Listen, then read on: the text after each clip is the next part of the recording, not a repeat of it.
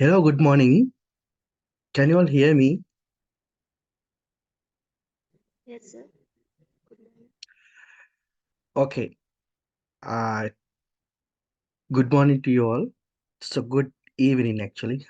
Right. Good morning කියන්න සිද්ධ වුණේ ඇතම මම ලංකාවේ නෙමෙයි මම නිව්සීලන්ත වල ඉන්නේ නිව්සීලන්ත වල උදේමේ ඒකයි මට good morning කියලා කියුනේ. Right. Uh, right. Good evening.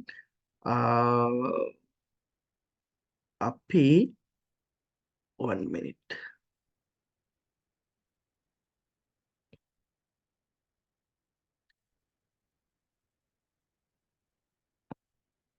Right.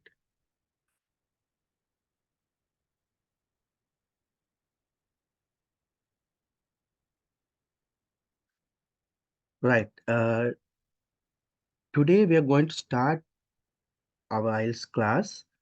Uh, Normally in my classes, I give one introduction session to all of you, but today I'm not going to do that. If you want, what you can do, I will send you the link that I have done one introduction session on IELTS. IELTS exam එක ගැන කරපු introduction එකක් තියෙනවා. මම මේක ඔයාලට link එක දාන්න මේක බලන්න පුළුවන්. නමුත් පොඩ්ඩක් හරි මොකද්ද මේ IELTS exam එක කියන්නේ කියලා පොඩි බ්‍රීෆ් ඉන්ට්‍රොඩක්ෂන් එකක් කරනවා දැන් ඔයාලට බලන්න පුළුවන් අර ඩීටේල් ඉන්ට්‍රොඩක්ෂන් එක මගේ වීඩියෝ එකේ ඒක මම ඔයාලට ලැබෙන්න සලස්වන්නම් link එක let's see a brief introduction about IELTS right IELTS exam එකේ අපි අද අපි කතා කරන්නේ writing වල තියෙන මේන්ම component එක ඒ කියන්නේ writing essay writing එක තමයි main component එක. ඒක IELTS ඔයාලා මොන IELTS මොඩියුල් එක කළත් ඒක හැමෝටම එකයි. ඒ කියන්නේ අපි IELTS වල mainly academic module එකයි general module එකයි general training කියලා ඇත්තට මේකට කියන්නේ. ඔක තමයි ප්‍රධාන modules දෙක. ඒ කියන්නේ IELTS two types main two types academic IELTS for those who are doing those who are going to do uh, academic career academic studies right academic studies වලට යන අය higher studies වලට යන අයට කරන module එක තමයි academic module එක කියන්නේ general training is for all other purposes means job එකකට ඊට පස්සේ වීසා ඒ කියන්නේ PR process එකට නේද PR process එකට ඒ වගේ ඒවා තමයි ජනරල් ට්‍රේනින් කරන්න වෙන්නේ සාමාන්‍යයෙන් academic training උනත් just a minute hello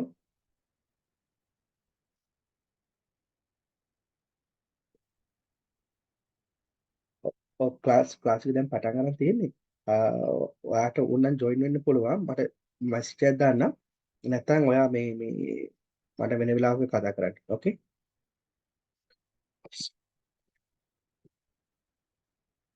right sorry general training අපේ ඇකඩමික් ගත්තාම ඇකඩමික් අපි හයි ස්ටඩිස් වලට කිව්වට කලාතුරකින් ජොබ්ස් වලට ඇකඩමික් අහන අවස්ථා තියෙනවා especially you know for nurses right nursing career එකට ඇකඩමික් තමයි ඉල්ලන්නේ ඒ වගේම teaching career එකට සමහරවිට teaching වලටත් ඇකඩමික් ඉල්ලන අවස්ථා තියෙනවා නමුත් in general academic is for higher studies rest all you have to do general training right තව එකක් තමයි UKVI කියලා UKVI කියලා එකක් තියෙනවා UKVI කියන්නේ අලුත් කියන්නේ අර ඇකඩමික් හෝ ජෙනරල් කියන එකම තමා නමුත් ඔයා UK වලට නම් ඔයා try කරන්නේ ඔයා යන්න හදන UK වලට නම් මේ ඇකඩමික් and ජෙනරල් කියන එකේම UKVI කියලා තව version එකක් තියෙනවා ඒකේ ඇත්තටම ඒක එක්සෑම් එකේ වෙනසක් නෑ right you have to do same paper, right? Academic or general, there's no difference in that one. Only thing, this is for UK. So they have some sort of, advanced controls over that, right? These are some sort of administrative controls. I mean, more uh, stern administrative controls in doing the exam, right? ඒ කියන්නේ exam එක තියෙන ඒ පරිසරය තුළ තියෙන පොඩි පොඩි වෙනස්කම් ටිකක් විතර ඇතින ඒ පරිසරය විතරයි. එම නැතුව එක්සෑම් පේපර එකේ වෙනසක් නෑ. පරිසරය කියලා කිව්වේ මොකද්ද? එන්වයරන්මන්ට් එකේ වෙනස්කම් තියෙනවා. ඒ කියන්නේ this is done by limited number of centers, right? හැමතැනම academic UKVI නෑ, UKVI approved centers තියෙන. දැන් අපි ගත්තාම IDP වල හැමතැනම තිබ්බට IDP වල හැමතැනම UKVI නෑ. UKVI තියෙන කොළඹ, කැන්ඩි වගේ තැන් දෙකක විතරයි ලංකාවෙම IDP වල. British Council වල කොළඹ තියෙන්නේ. right?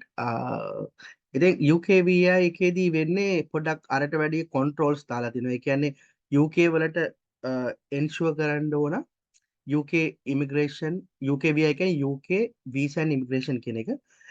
ඒ UK immigration department එකට ඕන මේ IELTS හොර පාරෙන් නැතුව හරි පාරෙන් එනවද කියලා හරියටම දැනගන්න. ඒක නිසා එලා මේක කැමරා හයි කළා වීඩියෝ ඔයාගේ එක්සෑම් එක කරන එක්සෑම් එක කම්ප්ලීට් එක්සෑම් එකේම ඔයා කැමරාවට ඔයාට ෆෝකස් කරපු කැමරාවක් තියෙනවා. ඒ කියන්නේ ඒක නිසා ඔයාට මොකද IELTS වලත් ගොඩක් හොර වැඩ වෙන්න පටන් අරන් තියෙනවා, especially not in Sri Lanka, in some countries, right? In Sri Lanka also you can see this one, sometimes you can see that some people are offering IELTS certificates for cash, and sometimes you can see that some people are offering IELTS question and answers, right? So the frauds are there. Therefore, they want to ensure that another thing, sometimes you can send another person to on behalf of you, you can send for the examination. So likewise, there are different way that how people can cheat others, right? මේ exam එකේ cheating කරන්න trend එකක් ලෝකේ තියෙන නිසා, මොකද exam එක සමහර අයට හරිම අමාරුයි. මේක ඉතින් එහෙම අමාරු එකක් නෙමෙයි, නමුත් සමහර අයට ගොඩක් අමාරු නිසා. එතකොට ඒක නිසා මේකේ අර වංචා සිද්ධ වෙන නිසා තමයි UKVI කියලා එයාලා වෙනම version එකක් තියෙන. වෙන version එක exam එකේ නෙමෙයි difference එක. ඒ තියෙන controls වල ඒ කියන්නේ more controls තියෙනවා UKVI කරද්දී. ඒ වගේම fee එකත් අනිත් තැන් වලට වඩා UKVI version එකේදී normal IELTS වලට වඩා වෙනසක් fee එකේ වැඩි ඇත්තටම, right? ඊළඟට IELTS කරන්න පුළුවන් ක්‍රම දෙකක් තියෙනවා. How you can face the exam. There are two ways to do that. One is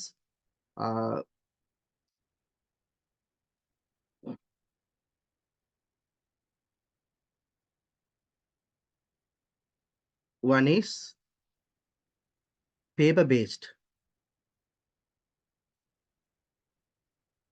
IELTS exam එකේදී there are four papers නේද? IELTS වල papers කියලා අපි කියනවා. the sections කියලා කියනවා. sections හතරක් තියෙනවා. listening, reading, writing, speaking, right? Listening, reading, writing, speaking. එතකොට මේ ස්පීකින් කියන්නේ කොහොමත් පේපර් එකක් නෙමෙයි. එතකොට ස්පීකින් හැරුණාම අනිත් තුන, ඒ කියන්නේ listening, reading, writing, මේ තුන paper based කරනවා නම් ඒ කියන්නේ ඔයාලා question paper එකක් තියෙනවා, answer කරන්න ඕනේ paper එකක අතින් ලියලා, hand writing, right? So we call it paper based. This is a traditional way, and now it is going to be outdated. සමහර රටවල paper based නැති කරලාම තියෙනවා. සමහර රටවල paper based කියන එක දැන් end discourage කරන එකක්. නමුත් තාමත් paper based තියෙනවා, ගොඩක් රටවල තියෙනවා. සහ ලංකාවේ වුණත් ගත්තාම වැඩිපුර paper based තමයි කරන්නේ. නමුත් ඊළඟ එක තමයි computer based. Computer delivered test කියලා කියන්නේ computer based. එතකොට computer based කියලා කියන්නේ computer based කියලා කියන්නේ අර reading writing listening ඒ papers තුන ඔයාලා කරන්නේ කම්පියුටර් එකක. ඒ කියන්නේ ඔයා සෙන්ටර් එකට ගෙදර ඉඳන් නෙමේ සෙන්ටර් එකට ගිහිල්ලා සෙන්ටර් එකේ තියෙන කම්පියුටර් එකේ තමයි that you will get the paper in the screen. Okay, and you have to answer also in the screen. Answer කරන්නේ කම්පියුටර් එකේමයි. Computer based computer delivered test කියලා කියන්නේ. right? ඒ computer based test එක තමයි දැන් encourage කරන්නේ IELTS කරන්නේ British Council and IDP කියන ආයතන දෙක. ඒ දෙකම ඒ ආයතන දෙක they are the co-owners, right? They are joint and co-owners. A IELTS එක IELTS is it is from Cambridge, right? IELTS is a Cambridge standard exam. දැන් ඔය Cambridge exams කරලා තියෙන අය ඔය තියෙන Cambridge වල තියෙන exams තියෙනවා ඔය ළමයි එහෙම කරනවා pet cat ඔය වගේ series එකක් තියෙනවා exam series එකක්. ඒවා කරපු අයට මේ IELTS හරිම ලේසියි. මොකද ඒ විදියටම තමයි මේකත් IELTS exam එක කෙරෙන්නේ. මොකද Cambridge standard එකට තියෙන්නේ. Cambridge exam එකක්. නමුත් මේක කරන්නේ British Council and IDP කියන ආයතන දෙක. එතකොට ඒ දෙක තමයි ලෝකේ මේක අයිති. දෙගොල්ලෝ සමාන අයිතිකරුවන්. right? paper based sorry එතකොට මේ එක්සෑම් එක කරන්න ඔයා මේ සෙන්ටර්ස් දෙකෙන් එකකට තමයි යන්න ඕනේ. කම්පියුටර් බේස්ඩ් කරත් අපි ගෙදර ඉඳන් නෙමේ ඒ සෙන්ටර් එකට ගිහලා තමයි කම්පියුටර් එයාලගේ කම්පියුටර් එක තමයි කරන්න තියෙන්නේ. so කම්පියුටර් බේස්ඩ් එක තමයි දැන් ගොඩක් ජනප්‍රිය සහ ජනප්‍රිය වෙමින් පවතින්නේ. you can see the popularity is increasing in computer based, whereas the popularity of the paper based is declining. And also they are encouraging computer based, not paper based. right? paper based computer based එක ඇත්තටම මමත් recommend කරන්නේ computer based. මොකද computer based වල ගොඩාක් වාසි තියෙනවා. right? computer based පුළුවන් නම් කරන්න. කම්පියුටර් එකක් තියෙනවා නම් ලැප්ටොප් එකක් ඩෙස්ක්ටොප් එකක් ටැබ් එකක් තියෙනවා නම් ප්‍රැක්ටිස් කරන්න පුළුවන්. එක්සෑම් ලියන්න තියෙන ඩෙස්ක්ටොප් එකක නමුත් සාමාන්‍ය ස්පීඩ් එකක් ටයිප් කරන්න පුළුවන් නම් ඒක ගොඩක් හොඳ ස්පීඩ් එකක් අවශ්‍ය නැහැ. ඉතින් කම්පියුටර් බේස් තමයි recommended way of facing the exam. right? Computer base වලට ඔයාලව එන්කරේජ් කරන්න ෆී එකත් අඩු කරලා තියෙනවා. කම්පියුටර් බේස් වල ෆී එක sorry කම්පියුටර් බේස් වල ෆී එක comparatively අඩුයි. paper based එකට වඩා computer based එකේ ෆී එක 5000 වලින් දැනට අඩුයි. තවත් gap එක ඇති වෙන්න පුළුවන්. right. ඊළඟට online කියලා mode එකක් තියෙනවා. ඒක ලංකාවේ නෑ. right? online mode එක තාම ලංකාවේ නෑ. online කියන්නේ ඔයාගේ ගෙදර ඉඳලම exam එක කරන්න පුළුවන්. it is similar to how you do PT, PT කියලා exam එකක් තියෙනවා. IELTS වලට ටිකක් සමාන exam එකක්. PT එක කරන්නේ එහෙමයි. අපි අපේම කම්පියුටර් එකකින් කරන්න පුළුවන්. ඒ වගේම IELTS උත් කරන්න පුළුවන් online mode එක. ඒක ලංකාවේ නෑ. right. right. එහෙමනම් මම කිව්වා මම full introduction එක අද කරන්නේ නැහැ. මොකද full introduction එක නෙමෙයි අද focus කරන්නේ IELTS essay writing. full introduction I have done one full introduction and I will give you the link for that video and you can watch that one later. right? As I told you, in IELTS you have listening,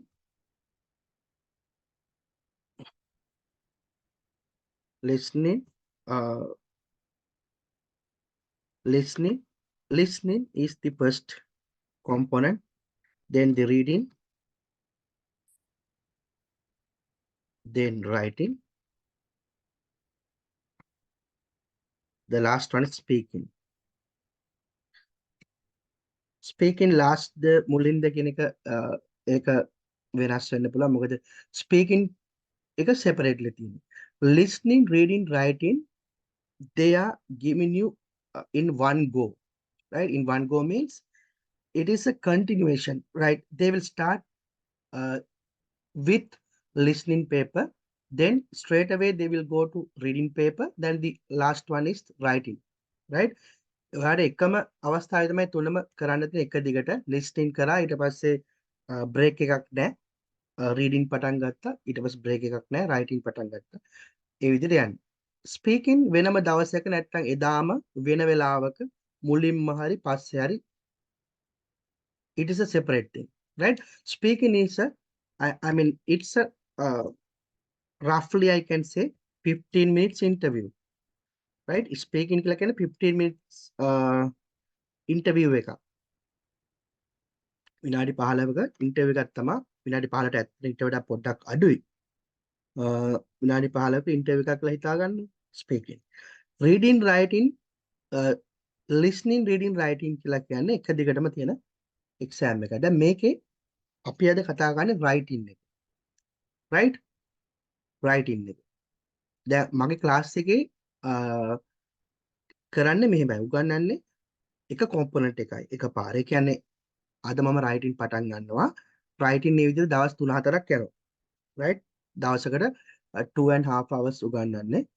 class එක තියෙන්නේ Tuesday, Thursday, Saturday. right? 8 to 10:30.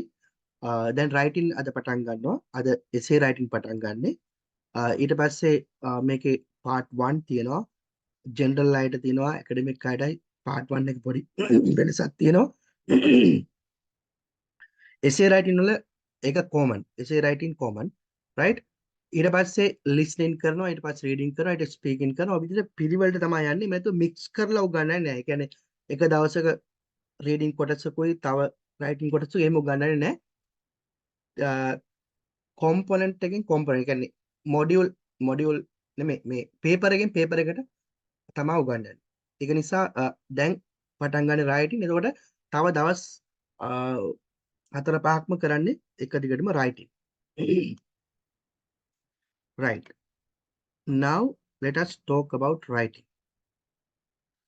Writing.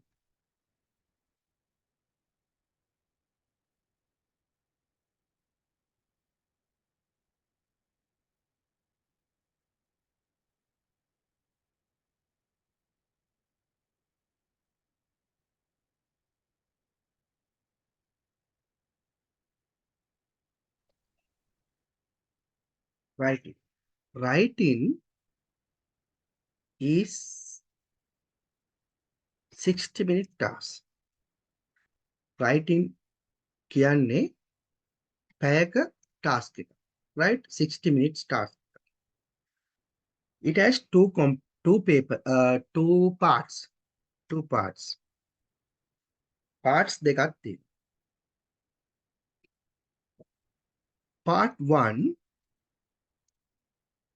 Part 1 is different for 2 modules. ඒක general වලටයි academic වලටයි ගත්තාම වෙනස්.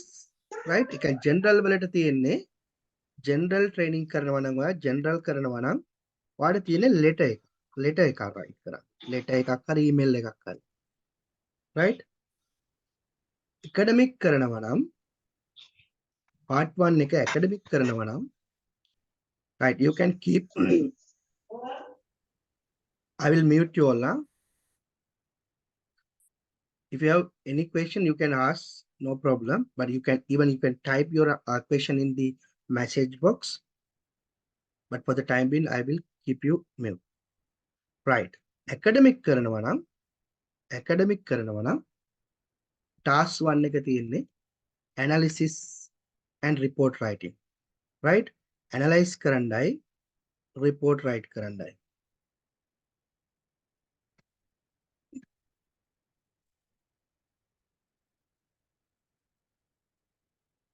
report write. පොඩි ඒක graphical එකක් තමයි ගොඩක් වෙලාවට. graphical කියලා කියන්නේ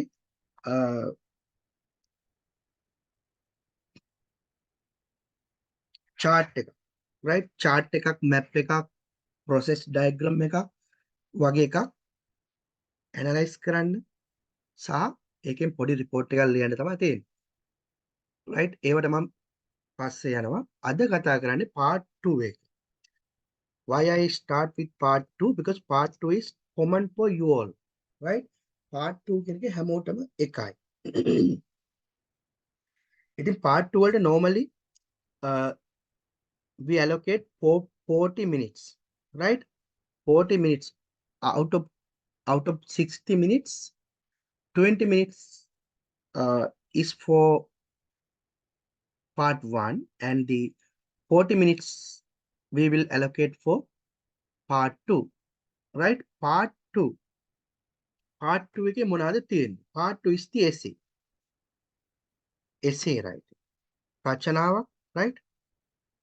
රචනාවක් ලියන්න තියෙන්නේ. right? අපි එනම් බලමු මේ part 2 එක ගැන. ඒක තමයි අද අපි කතා කරන ප්‍රධානම මාතෘකාව. I'm changing screen now. You can confirm me whether you can see new screen. Right.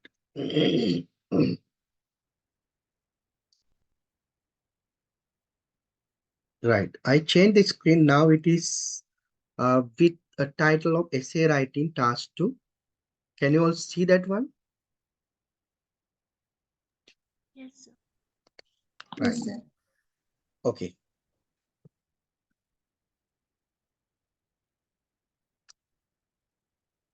Study all possible types for task 2. Right. මේ essay writing වලට ඔයාලට දෙන questions ගත්තාම we can categorize them to 6 types. Right? 6 types. What are they? Number 1, opinion essays. Opinion essays. Or agree, disagree essays. Some people call it agree, disagree. Right? In the opinion essays, what they do, they will give you one opinion. They are the one giving you the opinion, and they ask whether you agree or disagree with that. Example එකක් අපි කිව්වොත් they will give you one statement. Statement means opinion statement. මේ විදියට අපි ගත්තොත් දැන් ලංකාවේ IMF එක IMF solution එකට කියන්නේ ලංකාවේ තිබුණ crisis එකට, financial crisis එකට, economic crisis එකට. එතකොට අපිට එයා කියන්න පුළුවන් going for IMF bailout. IMF bailout කියලා අපි එකට කියන්නේ is the optimum solution for Sri Lanka. Going for IMF bailout is the optimum solution for Sri Lanka. ලංකාවට හොඳම solution එක තමා optimum කියන්නේ ප්‍රශස්තම solution එක තමා IMF bailout එකට යන්නේ. Do you agree or disagree? කියලා අහනවා.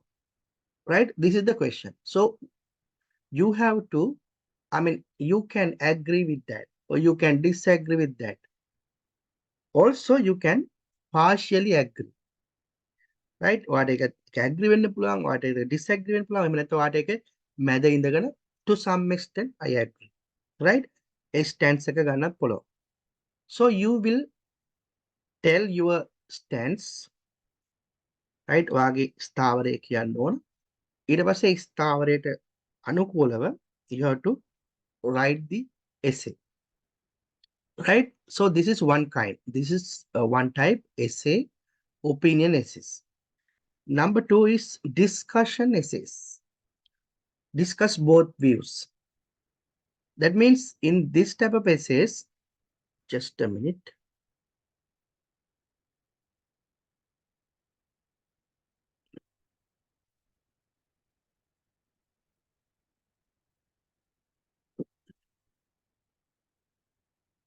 ඩිස්කෂන් එසේස් වලදී සිද්ධ වෙන්නේ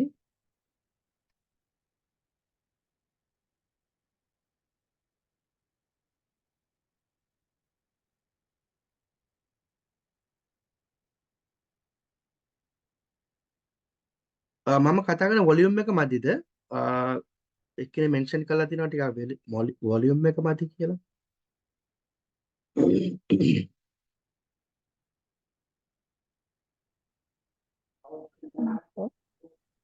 You can hear me clearly, no? Okay, right.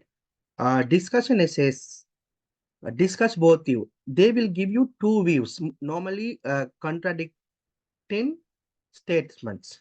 Statements දෙකක් දේවි යම් කිසි සංකල්පයක් ගැන ඒ දෙක ටිකක් ගැටෙන ස්ටේට්මන්ට් දෙකක්, right? හැබැයි දෙකම ගැන වට කතා කරන්න කියනවා. පැත්තක් ගන්න පැත්තක් ගැනීමක් නෙමෙයි.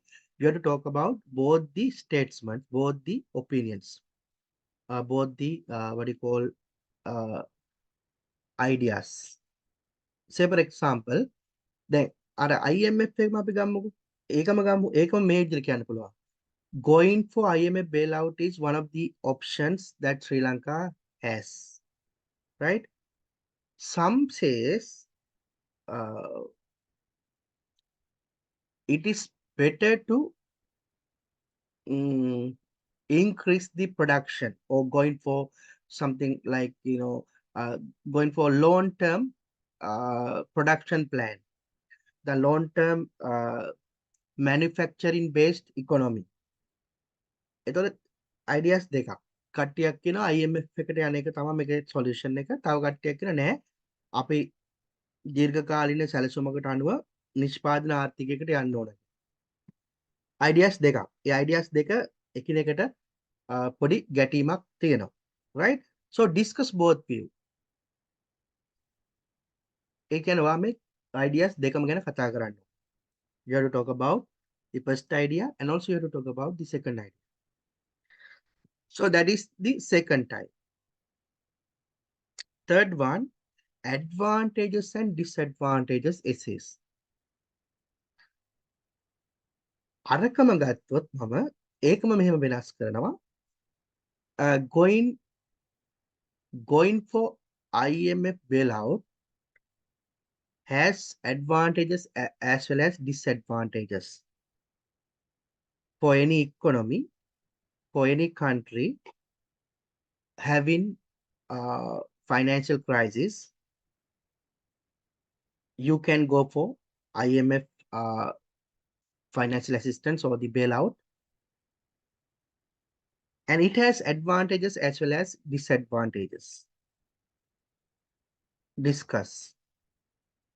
So what are the advantages and disadvantages of IMF bailout for a country which faces financial crisis?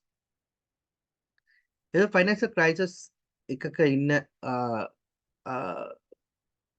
financial crisis එකක ඉන්න country එකකට IMF solution එකට යන එක එකේ තියෙන වාසි සහ අවාසි කතා කරන්න.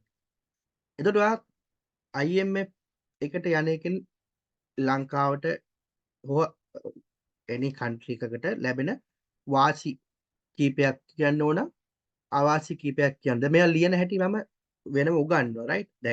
දැනට මම මේ roughly කියන්නේ මොන වගේ questions දෙන්නේ කියලා.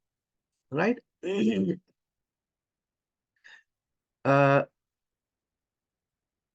ඒ කියන්නේ එකම concept එක different angles වලින් මම මේ ගත්තේ හැමතැනම IMF bailout එක තමයි ගත්තේ. ඊට පස්සේ last one, fourth one, double questions. Last නෙමෙයි ඇත්තටම, fourth one, double question essays. Or some people call it direct questions, or some people call it positive negative questions. මේකේ කතා කරන්නේ positive යම් concept එකක තියෙන ධනාත්මක පැත්ත සහ ඍණාත්මක පැත්ත, right? example එකක් අපි IMF එක පොඩ්ඩක් පැත්තකට තිබ්බොත් වෙන එකක් ගත්තොත් අපි ගත්තොත් මෙහෙම එක. අපි කියමු uh, using uh, අපි කියමු home මේ වගේ එකක්. Artificial intelligence.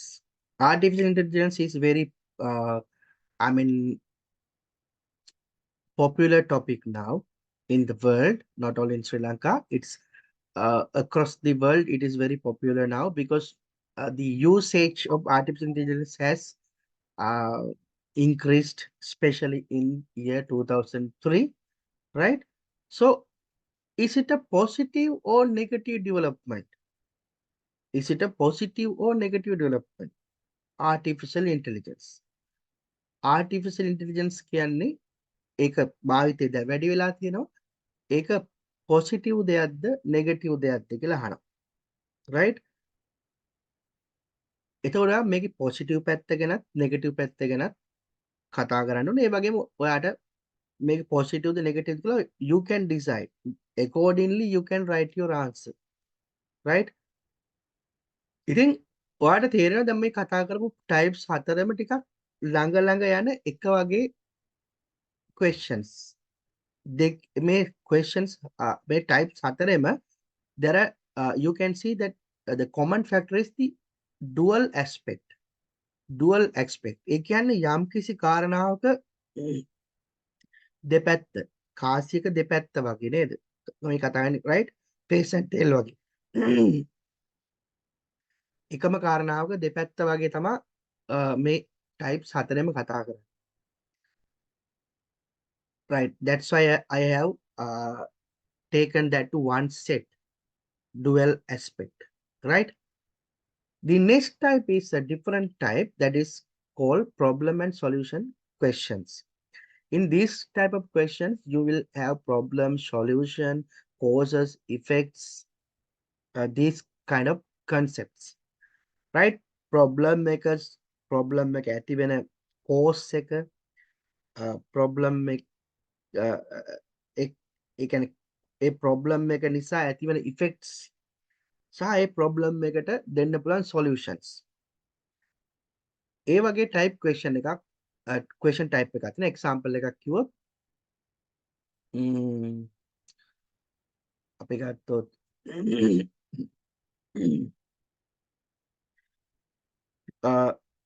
air pollution. Air pollution is a real problem in the world, especially in India. You can I know you might have heard that, especially in Delhi capital in India, it's a big problem. Some days they close down, right? They close down the city. සමහර දවස්වල දිල්ලි වල air pollution වැඩි වුණාම දවසම මේ ළඟදී මම video එකක් දැක්කා. දැන් air pollution වැඩි වුණාම අපේ අර මීදුම වගේ පේන්නේ නැතු වෙනවා. ඒ තරම් polluted දිල්ලි කියන නගරේ. ඉන්දියාවේ කැපිටල් එක. එතකොට ඉස්සරහට යන වාහනයක්වත් පේන්නේ නැහැ. වාහන එක දිගට හැප්පෙනවා. right? ඒ පොලියුෂන් එක වැඩි වුණා නැත්නම් ලංකාවටත් ඉන්දියාවේ පොලියුෂන් එයා පොලියුෂන් ඒ කියන්නේ සමහර ක්ලයිමේට් කියන්නේ ක්ලයිමේට් එක වෙනස් වෙද්දී සමහරලාට ඉන්දියාවේ ඒ තියෙන පොලියුටඩ් නේචර් එක ලංකාවට පවා එෆෙක්ට් වෙන අවස්ථා තියෙනවා.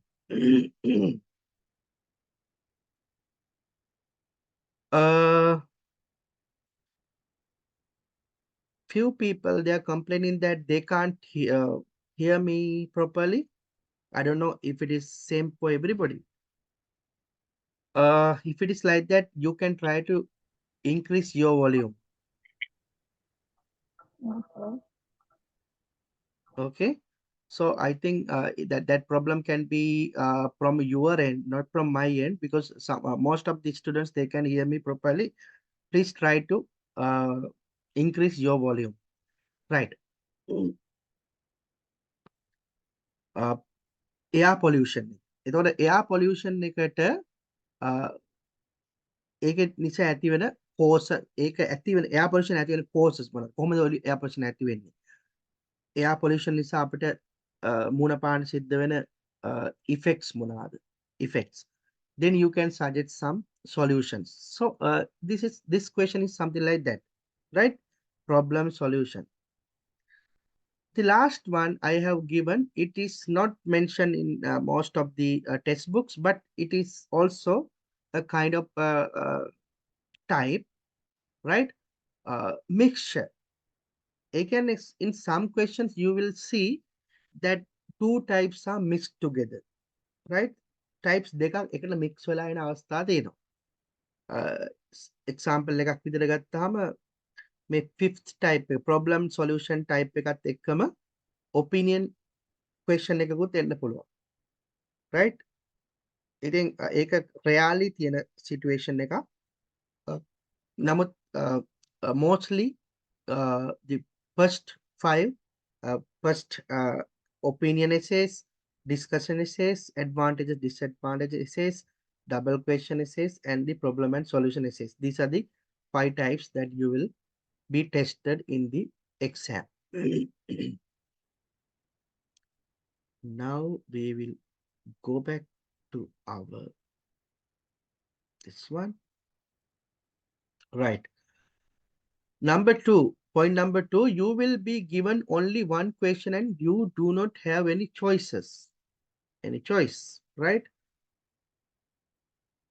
If you can remember the way how you did your essay writing in your school, in school time, normally they provide you few questions and you have to choose one of them, right? It is the normal way. In most of the exams, what they do, they will give you few questions and out of them, you can select one and write your answer. නේද questions කීපයක් දීලා ඒකෙන් කැමති එකක් තෝරගෙන තමයි ලියන්න දෙන්නේ. ගොඩක් වෙලාට එහෙම තමයි අපිට දැන් පුරුදු වෙලා තිබුණේ ඉස්කෝලේ යන කාලේ. But in IELTS exam, they will not give you any choices.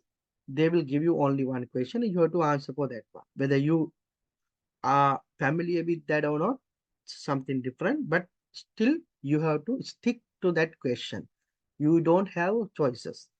එකම question එකක් දෙන ඒ question තමයි answer කරන්න. Right? But the beauty of this one is in IELTS examination, they will not give you very highly technical questions. Also, you will not find new questions much, right? IELTS exam එකේදී මේ අලුත් ප්‍රශ්න දෙන්නේ නැහැ. හැමදාම test කරන ප්‍රශ්නම තමයි තියෙන්නේ. ඒ කියන්නේ I cannot tell you that I can give you whole list of questions, right? Questions ඔක්කොම මොනවාද IELTS වලට එන්නේ අපි ගාව තියෙනවා. නමුත් එකෙන් කොහොමද එන්නේ කියලා අපි දන්නේ නැහැ. right? සමහර අය predictions කියනවා මේ මාස prediction එක මේකයි ලබන සතියේ prediction එක මේකයි කියලා බොරු බයිලා ගහන teachers ලා ඉන්නවා. right? එහෙම අපිට එහෙම predict කරන්න බෑ ඇත්තටම. IELTS exam එක අපි කොහොමද predict කරන්නේ? එහෙනම් අපි මොකක් හරි හොර විදියකට එන questions දැනගන්න මොකක් හරි අපේ ක්‍රමවේදයක් හදාගෙන ඉන්න ඕනේ. එහෙම නැතුව exam එකට මේ questions තමයි එන්නේ කියලා nobody can predict, right? You can see a lot of people are there predicting in YouTube. You can see these are the prediction for next month like that. They are giving you, but these are, they are just doing that to get views, nothing else, to get the attention, right? ඔයාලගේ attention එක ගන්න තමයි කරන දේවල්. නමුත් ඇත්තටම predict කරන්න බෑ. Because what they do, they will select questions from their database randomly, right? Randomly comes questions select කරන්න. එතකොට මේ questions are in one database. So the questions are always repeated questions, right? මේ හැමදාම එන questions හැමදාම මිට ඉස්සෙල්ලා ආපු questions. එහෙම නැතුව අලුත් questions නෙමෙයි. අලුත් questions add කරනවා එයාලා එකක් දෙකක් අවුරුද්දක සැරයක්. නමුත් they are not highly technical that anybody can understand, anybody can provide some answers. සාමාන්‍ය දැනුමක් තියෙන අයට ලියන්න පුළුවන් විදිය ප්‍රශ්න තමයි අලුත් ප්‍රශ්නයක් ආවත් එන්නේ. right? ඉතින් අලුත් ප්‍රශ්න ගැන worry වෙන්න අවශ්‍ය නැහැ. ඔයා මේකේ ලියන විදිය ඉගෙන ගත්තාම ඕනම question එකකට answer කරන්න පුළුවන්. ලොකු knowledge එකක් අවශ්‍ය නැහැ මේකට. Because in IELTS, they're not testing your knowledge. What they test you is your English ability, right? Only the acceptable format of, right? Know the acceptable format of the essay, right? Exam IELTS දැන් අපි සමහරලාට IELTS exam එක ගැන මුකුත් දන්නේ නැතුව ගිහලා IELTS කරන්න පුළුවන්ද? සමහර කට්ටිය අහන ප්‍රශ්නයක්. ඒ කියන්නේ ඔයාගේ English හොඳයි, right? Your English is very good and you know how to speak very well and also you know how to write. So if you go and face the exam, you may be able to pass the exam without knowing anything about IELTS. You may be, but you can't get a very good band, right? Because you have to learn the format of IELTS. IELTS වල තියෙන questions එන සහ answer කළ යුතු ඒකට තියෙන customs තියෙනවා නේද? ඒකට තියෙන norms තියෙනවා. ඒකට තියෙන formats තියෙනවා. ඉතින් ඒව දැනගත්තාම ඔයාට ඊට වැඩ ලකුණු ගන්න. ඒක නිසා IELTS English හොඳට පුළුවන් වෙච්ච පළියටත් ඔයාට IELTS exam එක හොඳ score එකකට යන්න බෑ. ඔයා මේ format එක ඒ කියන්නේ IELTS වලට answer කරන්න ඕන කොහොමද? How they expect you?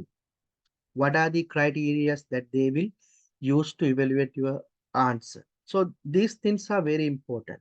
So today what I'm going to do, I'm going to give you one format, one acceptable format for IELTS writing, IELTS essay writing, right? ඔයාට මම අද මේකට acceptable format එකක් උගන්වනවා. Right. So can you send the recording? I have to, yeah. Yes, don't worry. I'm recording this one and most probably I will upload this to YouTube and provide you the link. But anyway, live participation is very, I mean, it is preferable and you can ask questions. You can disturb me, no issue, right? Right. Task 2 format. Task 2 format. What is the format for task 2? Right? I mean the essay that I will tell you. Number of words for the essay. Number of words kiyada. මේ essay එකට කොච්චර ලියන්න ඕනද? Minimum 250. Right? Minimum 250. That is mentioned by in the question itself. They have mentioned you have to write minimum 250 words. වචන 250ක් අවම වශයෙන් ලියන්න ඕන කියන එක question එකේම ඔයාට පෙන්නනවා. right? වචන 250ක් අවම වශයෙන් ලියන්න. නමුත් උපරිම වචන කීයද කියලා they have not mentioned that one. So what is the maximum number of words that you have to write for your essay? That I can tell you that is 350, right? 350 is the maximum number of words that I recommend you. It is not mentioned anywhere, right? මේ 350 වලට වඩා වැඩිපුර ලියන්න එපා කියලා කොහෙවත් සඳහනක් නැහැ. නමුත් මම කියනවා 350 වල වැඩි ලියන්න එපා. මොකද වැඩියෙන් ලියපුවාමත් එක දෙන ප්‍රශ්නයක් තියෙනවා. ප්‍රශ්නයක් තියෙනවා කියන්නේ ප්‍රශ්නයක් ඔයාටම තියෙනවා. මොකද if you are going to write a lengthy essay, what will happen? You have to compromise time for your task 1, right? You have to do your task 1 also. No, you have 1 hour only. 1 hour, 2 tasks. Task 1 you have to attend apart from this essay. So if you are going to write a lengthy essay, you are going to waste your time and you are going to have a limited time for your task 1. So therefore, don't go about 350 words, right? ඉතින් දැන් 355ක් වුණා කියලා එහෙම වැරද්දක් නැහැ මම කියන්නේ. ඊට එහෙම ඔයා පොඩි norm එකක් නැත්නම් ඔයා පොඩි control එකක් තියාගන්න. number of words 250 350 අතර ලියන්න. 250 to 350 in that range, right? But if you write less than 250, definitely you are going to get a low band, right? They will not give you a good band if you have written less than 250 words, right? So, special, for example, like this. දැන් essay එක බලමට band 7 ගන්න පුළුවන් essay එකක් වල ලියලා තියෙනවා. නමුත් word count කරද්දී 250 තිබ්බේ නැත්තම් එයා ඔයාලට 7 දෙන්නේ නැහැ. 6 දෙන්න පුළුවන්. right? ඒක මට කියන්න බෑ හරියටම කොහොමද අඩු කරන්නේ කියලා. නමුත් ඒ වගේ අඩුවීමක් සිද්ධ වෙනවා. කියන්නේ number of words කියන එක හරි important. 250 තියෙන්න ඕන. right. Now I'm going to take you through the most important thing. right? Most important thing තමයි මේ format එක මොකක්ද කියන එක. right? So let's see the format now. Okay. In writing essay, the first thing is to write one introduction para. right? Introduction chapter name, introduction paragraph. Introduction paragraph එකේ තමයි මුලින්ම අපිට ලියන්නේ essay එකක්. අපි අතම ගත්තත් මෙච්චර කාල essays writing ලියන්න පුරුදු වෙලා හිටිය විදිහ ගත්තත් අපි ස්කෝලේ යන කාලේ ලියන විදිහ ගත්තත් අපි introduction paragraph එක තමයි මුලින්ම ලියන්නේ. right? Introduction paragraph. Introduction paragraph, the first paragraph. In introduction, what are you going to write? There are three things, right? Briefly define the subject, then paraphrase the question, then say how the essay looks like, right? මේ කාරණා තුන මම example එකක් එක්කම අද පැහැදිලි කරනවා, right? මම මෙතනදී පොඩි සඳහනක් කරන්නම්. Briefly define the core concept of the question, right? Every question has a core concept. Now, in one example I gave you before about IMF bailout, right? So, if you say like, in the financial crisis in Sri Lanka, one of the optimum solution is going for IMF bailout. So, this is the question. Here you can see there are two concepts, financial crisis of Sri Lanka and the second one is the IMF bailout. So these are the core concepts in the question. So you have to give at least one sentence to talk about these two concepts, right? මේ concept දෙක ගැන පොඩි හැඳින්වීමක් මුලින් තියෙන්න ඕන ඔයාගේ answer එක තුළ introduction එකේ, right? That means you have to talk about core concepts of the question. Question එකේ තියෙන ප්‍රධානම සංකල්පය සම්බන්ධයි. Secondly, what you have to do is to paraphrase the question.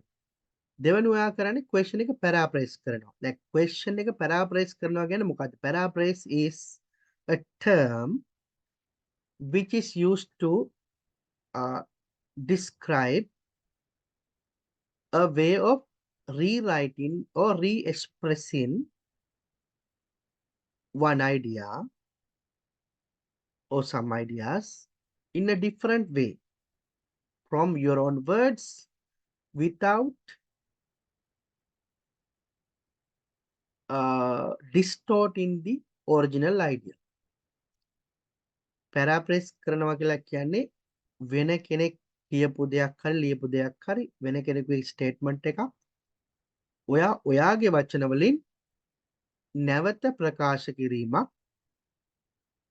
හැබැයි අර ඔරිජිනල් අයිඩියා එකට හානියක් නොකර. right? So paraphrase කියලා කියන්නේ එතකොට තව තැනක තියෙන දෙයක් ඔයාගේ වචන වලින් ලියනවා ඒ අදහස, right? ලියනවා හරි කියනවා හරි, right? So paraphrasing techniques මම මේ YouTube link එකක් දීලා තියෙනවා. මම කරපු වීඩියෝ එකක් තියෙන්නේ paraphrasing techniques 8ක් ගැන කතා කරන YouTube වීඩියෝ එකක් තියෙනවා. That I have done that one. You can, I'm going to share this document with you all so you can have these links and you can go through that YouTube video because paraphrasing is a very important technique in IELTS, not only for IELTS writing, it is important in each and every section in IELTS, right? That is important for listening, important for reading, important for writing, as well as it is important for speaking, right? So paraphrasing is one of the uh, governing techniques, one of the core techniques in IELTS. IELTS කරනවා නම් paraphrasing දැනගත යුතුමයි. ඒක IELTS exam එක පුරාම අවශ්‍ය කරන skill එකක්. Right? So please watch this video. Paraphrase කරනවා කියන්නේ අපි සරලවම කිව්වොත් නිකන් කියන්නේ ලේසි විදිහට කිව්වොත් අපි සමාන වචන use කරලා synonyms use කරලා අපිට වෙන කෙනෙකුගේ දෙයක් නැවත කියන්න පුළුවන්. මාද examples පෙන්නනවා. Right? නමුත් ඒක that is only one way of doing that one. There are a lot of other ways that I have explained those things in this particular video. එතකොට අපි දෙවෙනුව කරන්න මොකද්ද? Introduction එක තුල you will paraphrase the question. That means you will rewrite the idea with your own words, right? The third part to cover in your introduction is to say how this essay looks like. We call it abstract statement, right? essay එකේ කතා කරන්නේ කුමන කාරණාවක්ද කියන එක statement එකක් ලියන්න ඕන. We call it abstract statement, right? So there are three things that you have to cover in your introduction. What are they? Briefly discuss the core concepts, paraphrase the question, and say how the essay looks like, right? I will show you with the examples. Then the second paragraph is about your opinion, right? Most of the questions require an opinion. Questions essay writing වලදී හැම එකෙම මේ ගොඩාක් questions වල opinion එකක් ලියන්න ඕන, right? opinion එකක් ලියන්න ඕන. ඒ opinion එක තමයි ඔයා දෙවෙනුව ලියන්නේ දෙවෙනි paragraph එක විදියට, right? This is called thesis statement. Thesis statement is one of the most important statement. ඒකේ තමයි ඔයාගේ stance එක, ඔයාගේ ඒ කියන්නේ මේ question එකේ කතා කරන දේ සම්බන්ධව what is your opinion, what is your stance, what is your take, right? ඔයාගේ ස්ථාවරය ප්‍රකාශ කරන එක තමයි කියන්නේ opinion statement, right? In most of the questions they will ask your opinion, but there are some questions that you don't have to give your opinion, and I will tell you those things later, right? opinion එක අහලා තියෙන questions නම් සහ most of the questions වල opinion එක අහනවා, then you have to tell your opinion.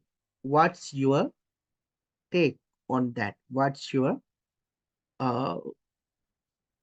stance on that, right?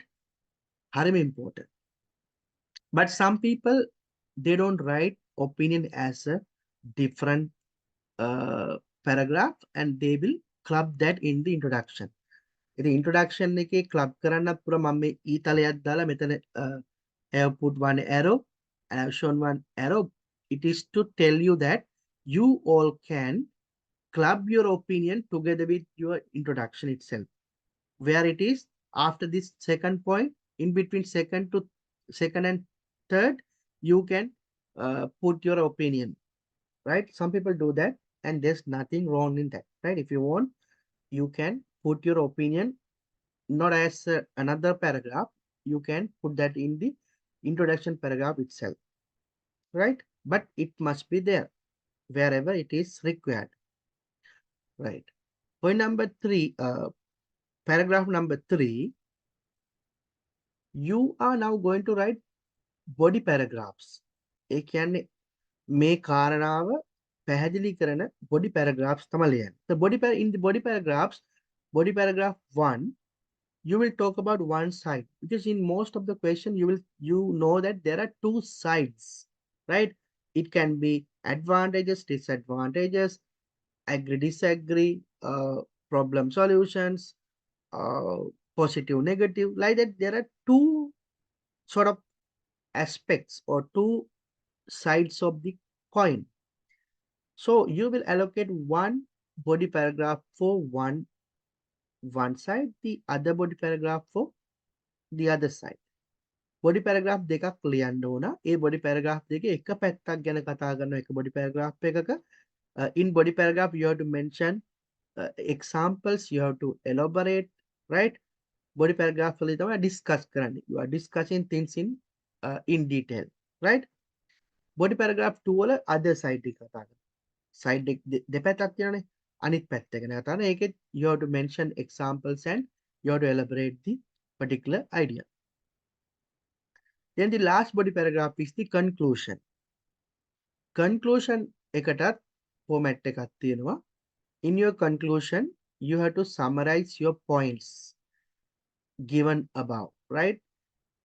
essay එකේ මුලින් කතා කරන paragraphs කීපය තුල තියෙන points ටික summarize කරන්න ඕන. The second one is, if applicable, give the final opinion. දැන් අපි opinion එක mention කරන්න වෙලාසන නැවතත් ඔයා opinion එක මේකෙදි ලියනවා. opinion එක ලියනවා. If there is an opinion, right? මේ question එක opinion එකක් තියෙන question එකක් නම් you will rewrite your opinion as the final opinion in your last paragraph, that is your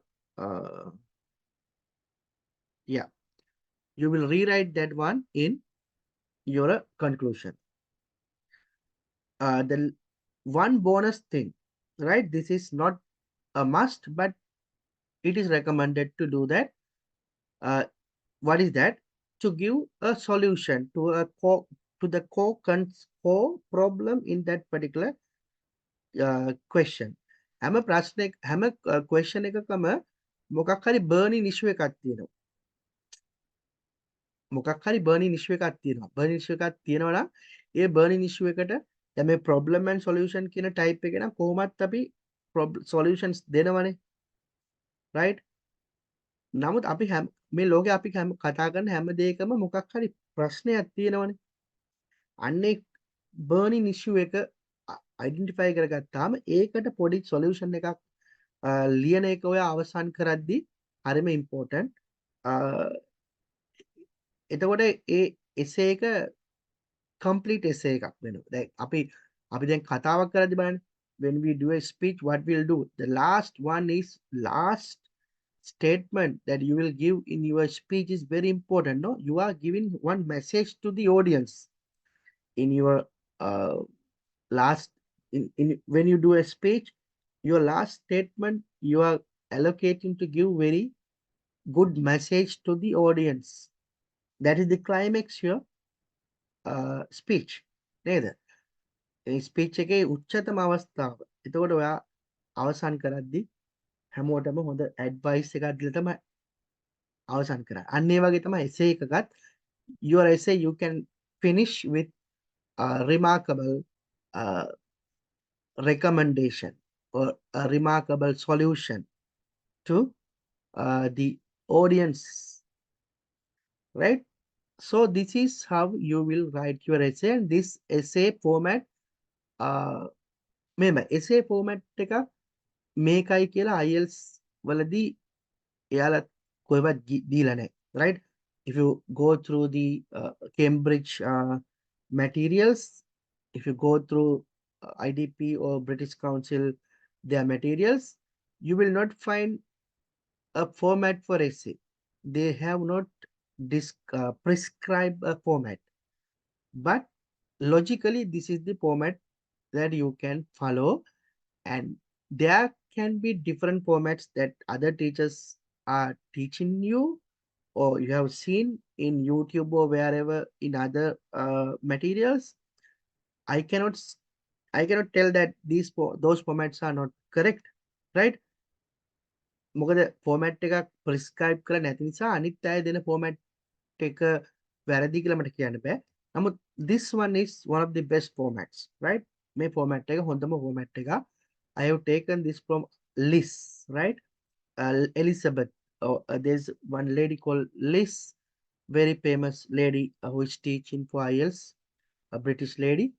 Elizabeth, in short, we call her Liz, IELTS Liz. I've taken this format from her, and I'm 100% sure this is one of the uh, best formats, right? දැන් මෙතනවා දැක්කහම ඔයාලට තේරෙනවා මෙතන පැරග්‍රාෆ්ස් 5ක answer එකක් තමයි ලියන්නේ. නමුත් සමහර අය පැරග්‍රාෆ් 7ක් විතර ලියනවා. What they do, they in this two body paragraphs, normally in one body paragraph you are writing 2 points, right? So what you can do, if you want, you can write one paragraph for 1 point. එතකොට body paragraphs දෙකේ points 4ක් ලියනවනේ. එකක දෙක ගානේ. එතකොට මේ point එකෙන් point එකට paragraph කඩන අයත් ඉන්නවා. එතකොට points 4ට paragraphs 4ක්. නමුත් මම නම් කියන්නේ එක side එකක් ගැන කතා කරද්දී points දෙක තුනක් ලිව්වත් එක paragraph එකක් ලියන්න. ඒක මගේ recommendation. නම් සමහර අය point එකෙන් point එකට paragraph ලියනවා. එතකොට සාමාන්‍යයෙන් paragraphs 7ක් විතර එනවා. එතකොට normally minimum number of paragraphs for your essay is 4. If there is no opinion or you are clubbing your opinion together with the introduction, you can write 4 paragraphs essay. But it can vary up to 7 paragraphs. Normally 4 අතර paragraphs ලිව්වට අවුලක් නැහැ. right? ඊට වඩා වැඩිපුර ලියන්න එපා. ඊට වඩා අඩුවෙන් ලියන්නත් එපා. සමහර අය paragraphs වෙන් කරන්නේ නැත ඔක්කොම ටික එකපාරට ලියලා දාන්න පුළුවන් එක paragraph එකක් විදිහට. right? ඒක හරියන්නේ නැහැ. right? දැන් මේ ෆෝමැට් එකකට අනුව මේක ලියන්නේ ඇයි කියන එක මම ඔයාලට පැහැදිලි කරන්න. මේ ෆෝමැට් එකටත් ලකුණු 25ක් හම්බ වෙනවා. right? ෆෝමැට් එකට ලකුණු 125ක් හම්බ වෙනවා. right? Now we will see the evaluation criteria. That means how they are giving you marks, or how they evaluate your answer. What are they? What do they consider? Right? When they evaluate your answer. කොහොමද මේ answer එක evaluate කරන්නේ? මොනවාද බලන දේවල්? Right? That we call it evaluation criteria. So evaluation criteria is published in this way, but as I have heard, there is unpublished version also. Right? මේ evaluation criteria එක මෙහෙමයි කියලා එයාලා දීලා තියෙනවා. නමුත් මීට වඩා descriptive නැත්නම් in detail evaluation criteria තියෙනවා. ඒවා දන්නේ examiners ලා විතරයි. ඒවා publish කරලා නැහැ. ඉතින් publish කරලා තියෙන දේවල් අනුව අපිට කියන්න පුළුවන් මෙන්න මේ වගේ තමයි මේ විදිහට තමයි යාලා මේක evaluate කරන්න කියලා. අපි බලමු මොනවාද points. Right? First one, the task response. Task response. Task response කියලා කියන්නේ මොකක්ද? Task response කියලා කියන්නේ you can, if you read your IELTS question, IELTS listening question, you will see that they are expecting some sort of points, some sort of aspects in the questions, right? Question එකේ එයාලා බලාපොරොත්තු වෙන එක එක දේවල් ටිකක් තියෙනවා. question එක read කරද්දි analyze කරද්දි ඔයාලට ඒක තේරෙනවා. මම ඔයාලට පෙන්නන්නම්. So you have to cover all these aspects, all these tasks in your question. We call it task response. ඒ කියන්නේ question එකේ ආලා තියෙන එක එක පොඩි parts තියෙනවනේ. ඒ parts ඔක්කොම cover වෙන විදිහට answer එක ලියනවා තමයි task response කියලා කියන්නේ. Right? That means your answer is relevant and complete. Right? The relevance and the completeness of the answer. Right? That means you have written your answer addressing all the areas which require in the question. ඒ කියන්නේ ඔයා මේකට සම්පූර්ණ උත්තරයක් දීලා තියෙනවා. අන්න ඒකට තමයි කියන්නේ task response කියලා. Right? Fully address all parts of the task. Present a fully developed position in answer to the question with relevant, fully extended as well as supported ideas. Right? Well supported ideas. ඔයාගේ කියන අදහස් ටික support කරන examples උත් එක්ක ලියන්න. Right. Then the second one is the coherence and cohesion. So normally out of 100 marks, if they allocate 100 marks for your uh, essay, out of that 25% is allocated for task response. The second one is the coherence and cohesion. Coherence and cohesion කියලා කියන්නේ මම දැන් වාට format එකක් කියනවා අන්නේ format එකට. So your answer is in a logical format. Your answer is broken to uh, appropriate paragraphs, right? Paragraphs වලට වෙන් කරලා logically answer එක format එකක් අනුව ලියනවට තමා කියන්නේ coherence and cohesion කියලා. ඒකෙන් ඒකට ලකුණු 25ක් හම්බ වෙනවා. මොකද suitable and logical format for the essay skillfully meaningfully manages the paragraphs. ඔයා paragraph වෙන් කරලා තියෙන්නේ නිකම්ම දැන් අපි පොඩි කාලේ නම් අපි ඔය රචනා ලියද්දි paragraph වෙන් කරන්නේ අපි ලයින් 5ක් 6ක් ආපුවට පස්සේ ඊළඟට ඒ paragraph එකක් කියලා කඩලා ඊළඟ paragraph එකට යනවා. right? එහෙමනේ කියන්නේ. නමුත් දැන් මෙතනදී එහෙම නෙමෙයි. right? ඔයා paragraph එක වෙන් කරන්න ඕනේ logically. ඒ කියන්නේ එක paragraph එකක කතා කරන්න ඕනේ එක පැත්තක්, එක කාරණාවක්. ඒ වෙන කාරණාවක් ඒ paragraph එකටම ඔබන්නේ නැහැ. එතකොට ඒක තේරුමක් නැහැ paragraph එකක් විදිහට. ඒතර paragraph එකක තියෙන්නේ එක idea එක. සහ ඒ idea එක support කරන examples. වෙන idea එකක් කතා කරද්දි තව paragraph එකක්. right? ඒ විදිහට යන්නේ. දැන් example එකක් කියනොත් අපි වාසි අවාසි දෙකම advantages disadvantages දෙකම එක paragraph එකක ලියන්නේ නැහැ. right? So you have to skillfully manages the paragraph. Then third one is lexical resources. That means vocabulary. The words that you are using in your answer is very important. For that also you will get 25% of marks. Right? ඒ කියන්නේ ඔයා වචන පාවිච්චි කරලා තියෙන විදිහ සහ repeated වචන පුළුවන් තරම් අඩු කරනවා නම් මේ ලකුණු හොඳට ගන්න පුළුවන්. Right? That means in your answer you will not repeat most of the words. Right? Instead of repeating same words you can use synonyms. Right? සමහර තැන්වලදී සමහර වචන නැවත නැවත ලියනවා වෙනුවට ඒකට සමාන වෙන වචනයක් පාවිච්චි කරන්න පුළුවන්. right? ඒ කියන්නේ repeat කරන්න හොඳ නැහැ same වචන. same ideas repeat කරන්න හොඳ නැහැ. එතකොට same ideas repeat කරද්දී අර ඉඩම් නඩුව කියලා කියනවා. ඉඩම් නඩුවක් වගේ. එකම දේ මැක්කගේ කතාව කියලා කියන්නේ. මැක්කගේ කතාව වගේ ඉඩම් නඩුව වගේ ඇදෙනවා. මැක්කගේ කතාව වගේ එකම දේ සැරෙන් සැරේ කියනවා. right? එහෙම නැතුව එකම අයිඩියා එකක් දෙසරයක් කියන්න ඕන නෑ. ඔපිනියන් එක හැරුණාම එකම වචන නිතර පාවිච්චි කරන්න හොඳ නෑ. සමහරවිට some words you cannot avoid repeating.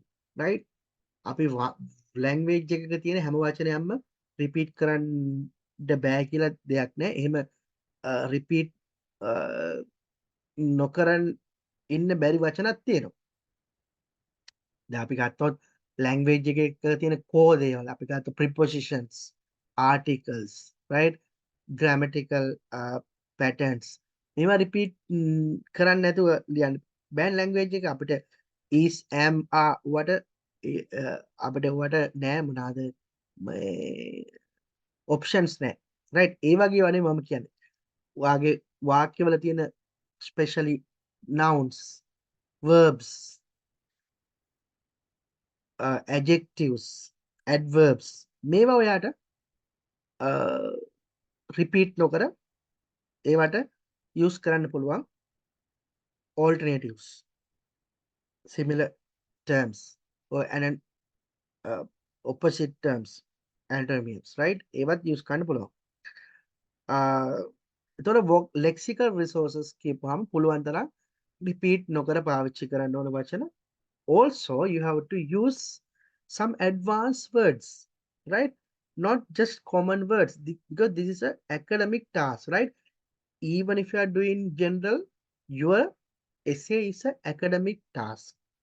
Normally, ඔයාගේ essay එකකදී දැන් මෙහෙමයි general අය ලියද්දී පොඩ්ඩක් පොඩි සහනයක් තියෙනවා. ඒ කියන්නේ දැන් ඔය ජෙනරල් කරන්නේ further studies වලට යන අය නෙමෙයිනේ. ජෙනරල් එක්සෑම් එක ලියන්නේ පස්ස ජොබ්ස් වලට යන අය. right? එතකොට PR ගන්න යන අය. එහෙම නැතුව high studies කරන්න යන අය නෙමෙයි. එතකොට එක්සැමිනර්ස්ලා වුණත් දන්නවා මේ කට්ටියගේ academic side එක අඩුයි කියලා. එතකොට එයාලා answers බලද්දි academic පැත්තට ලොකුවට බර කරලා බලන්නේ නැහැ. නමුත් essays වලදී we have to use advanced words, right? Advanced words ඔක්කොම advanced words කියන එක නෙමෙයි. At least maybe 10% or 20% you have to use advanced words, right? ටිකක් advanced වචන, uncommon words, right? Technical strong words පාවිච්චි කරන්නත් ඕන හොඳ ලකුණු ප්‍රමාණයක් ගන්න. Right? So what is it? Uses a wide range of vocabulary, increase number of unique words.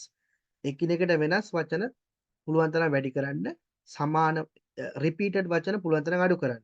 With very natural and sophisticated control of lexical resources, lexical features, rare minor errors occur only as slips, less spelling mistakes.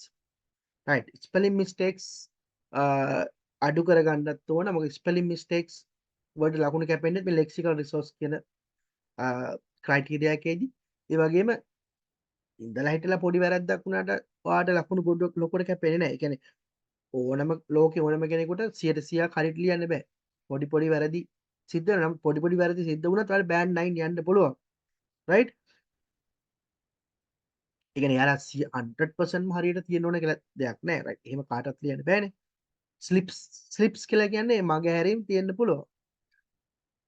So this is called vocabulary section or lexical resources. 25% marks have been allocated for that. The last one is grammatical range and accuracy. Fourth criteria is grammatical range and accuracy. Grammatical range and accuracy කියන්නේ මොකක්ද? Grammatical range and grammatical accuracy. There are two things, no? Grammatical accuracy means the accuracy of the grammar that you have used in your answer. The grammar what you have used are accurate. ඔයා use කළ දෙන grammar වල වැරද්දක් නැහැ. ඒකට ලකුණු හම්බ වෙනවා. That we call it grammatical accuracy.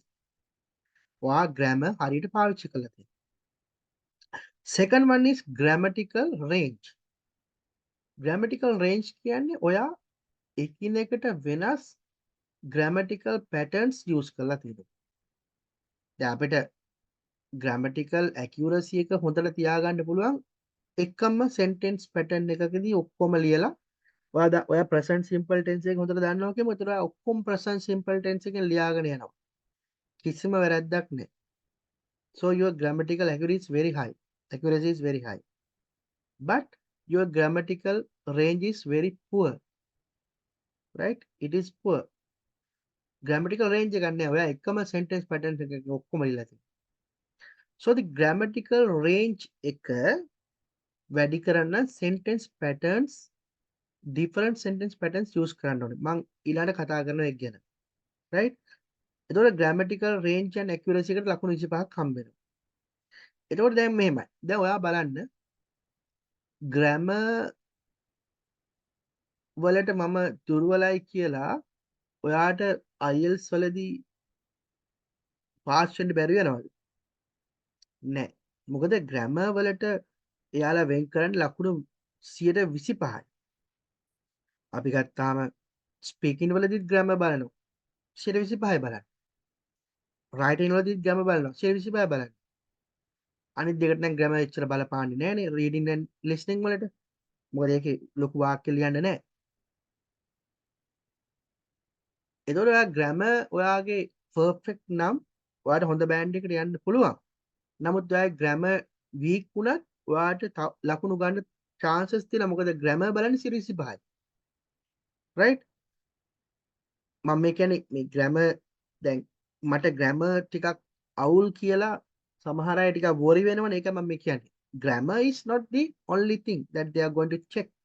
They are going to basically evaluate you based on your skills, your communication skills, right? Grammar is one part, that is only 25%. Now if you want to get a band higher than 6, you should have good grammar background. ඔයාගේ අවශ්‍ය කරන band එක 6 or above නම් හොඳ grammar knowledge එකක් අවශ්‍යයි එතනින් එහාට ගන්න. නමුත් up to 6 without having very good grammar knowledge, you can go up to 6. 5.5 වලට විතර එන්න පුළුවන්. grammar වලට ඔයා ගොඩක් weak වුණත්. If you know words, your vocabulary is very rich, you can go to that. Right? Right. So these are the 4 criteria that they use to evaluate your answer. Now I will tell you a very right. Okay, I will tell you how you can improve your grammatical range. Right? Grammatical range එක improve කරගන්න මොනවද කරන්න මොනවද use කරන්න පුළුවන් sentence patterns. මම මෙතන YouTube link 3ක් දාලා තියෙනවා. මේ තුනම මම කරපු videos. Right? මේ වගේ මම පැහැදිලි කරනවා grammatical range එක කොහොමද වැඩි කරගන්නේ. What are the sentence patterns that you can use for that? Right? Normally they are simple sentences, compound sentences, not only but also clause you can use in some sentences, conditional sentences, that is like if, unless kind of sentences. Then you can use one question in your answer. Then you can use passive voice sentences as well as active voice sentences. Normally most of the sentences that we use are active voice, right? Mostly we use active voice. Passive voice is something that you will use rarely in your writing, but still you have to use at least few passive voice sentences in your answer. All these I have discussed in these videos, the link that you can see here in the document, right? Then the most important things are complex sentences. Complex sentences. For that they will give you high marks, right? Then the last one is PPF format. PPF means P plus past, P present, F future. Past, present, future. So you have to normally in your IELTS writing, mostly the sentences that you are using are in present tense. Present tense එකේ තමයි වැඩිපුරම ඔයා sentences ලියන්නේ. එහෙම තමයි essays වල තියෙන present tense. වැඩිපුරම present tense. 90% present tense. But still in your answer to show your grammatical range, you can use one or two sentences in past tense and future tense. So past tense එකනුයි future tense එකනුයි sentence එකක් දෙකක් දාලා ඔයාගේ හැකියාව පෙන්වන්න පුළුවන්. නමුත් mostly you will use present tense, right? So these are the 1 2 3 4 5 6 7 8. These are the 8 types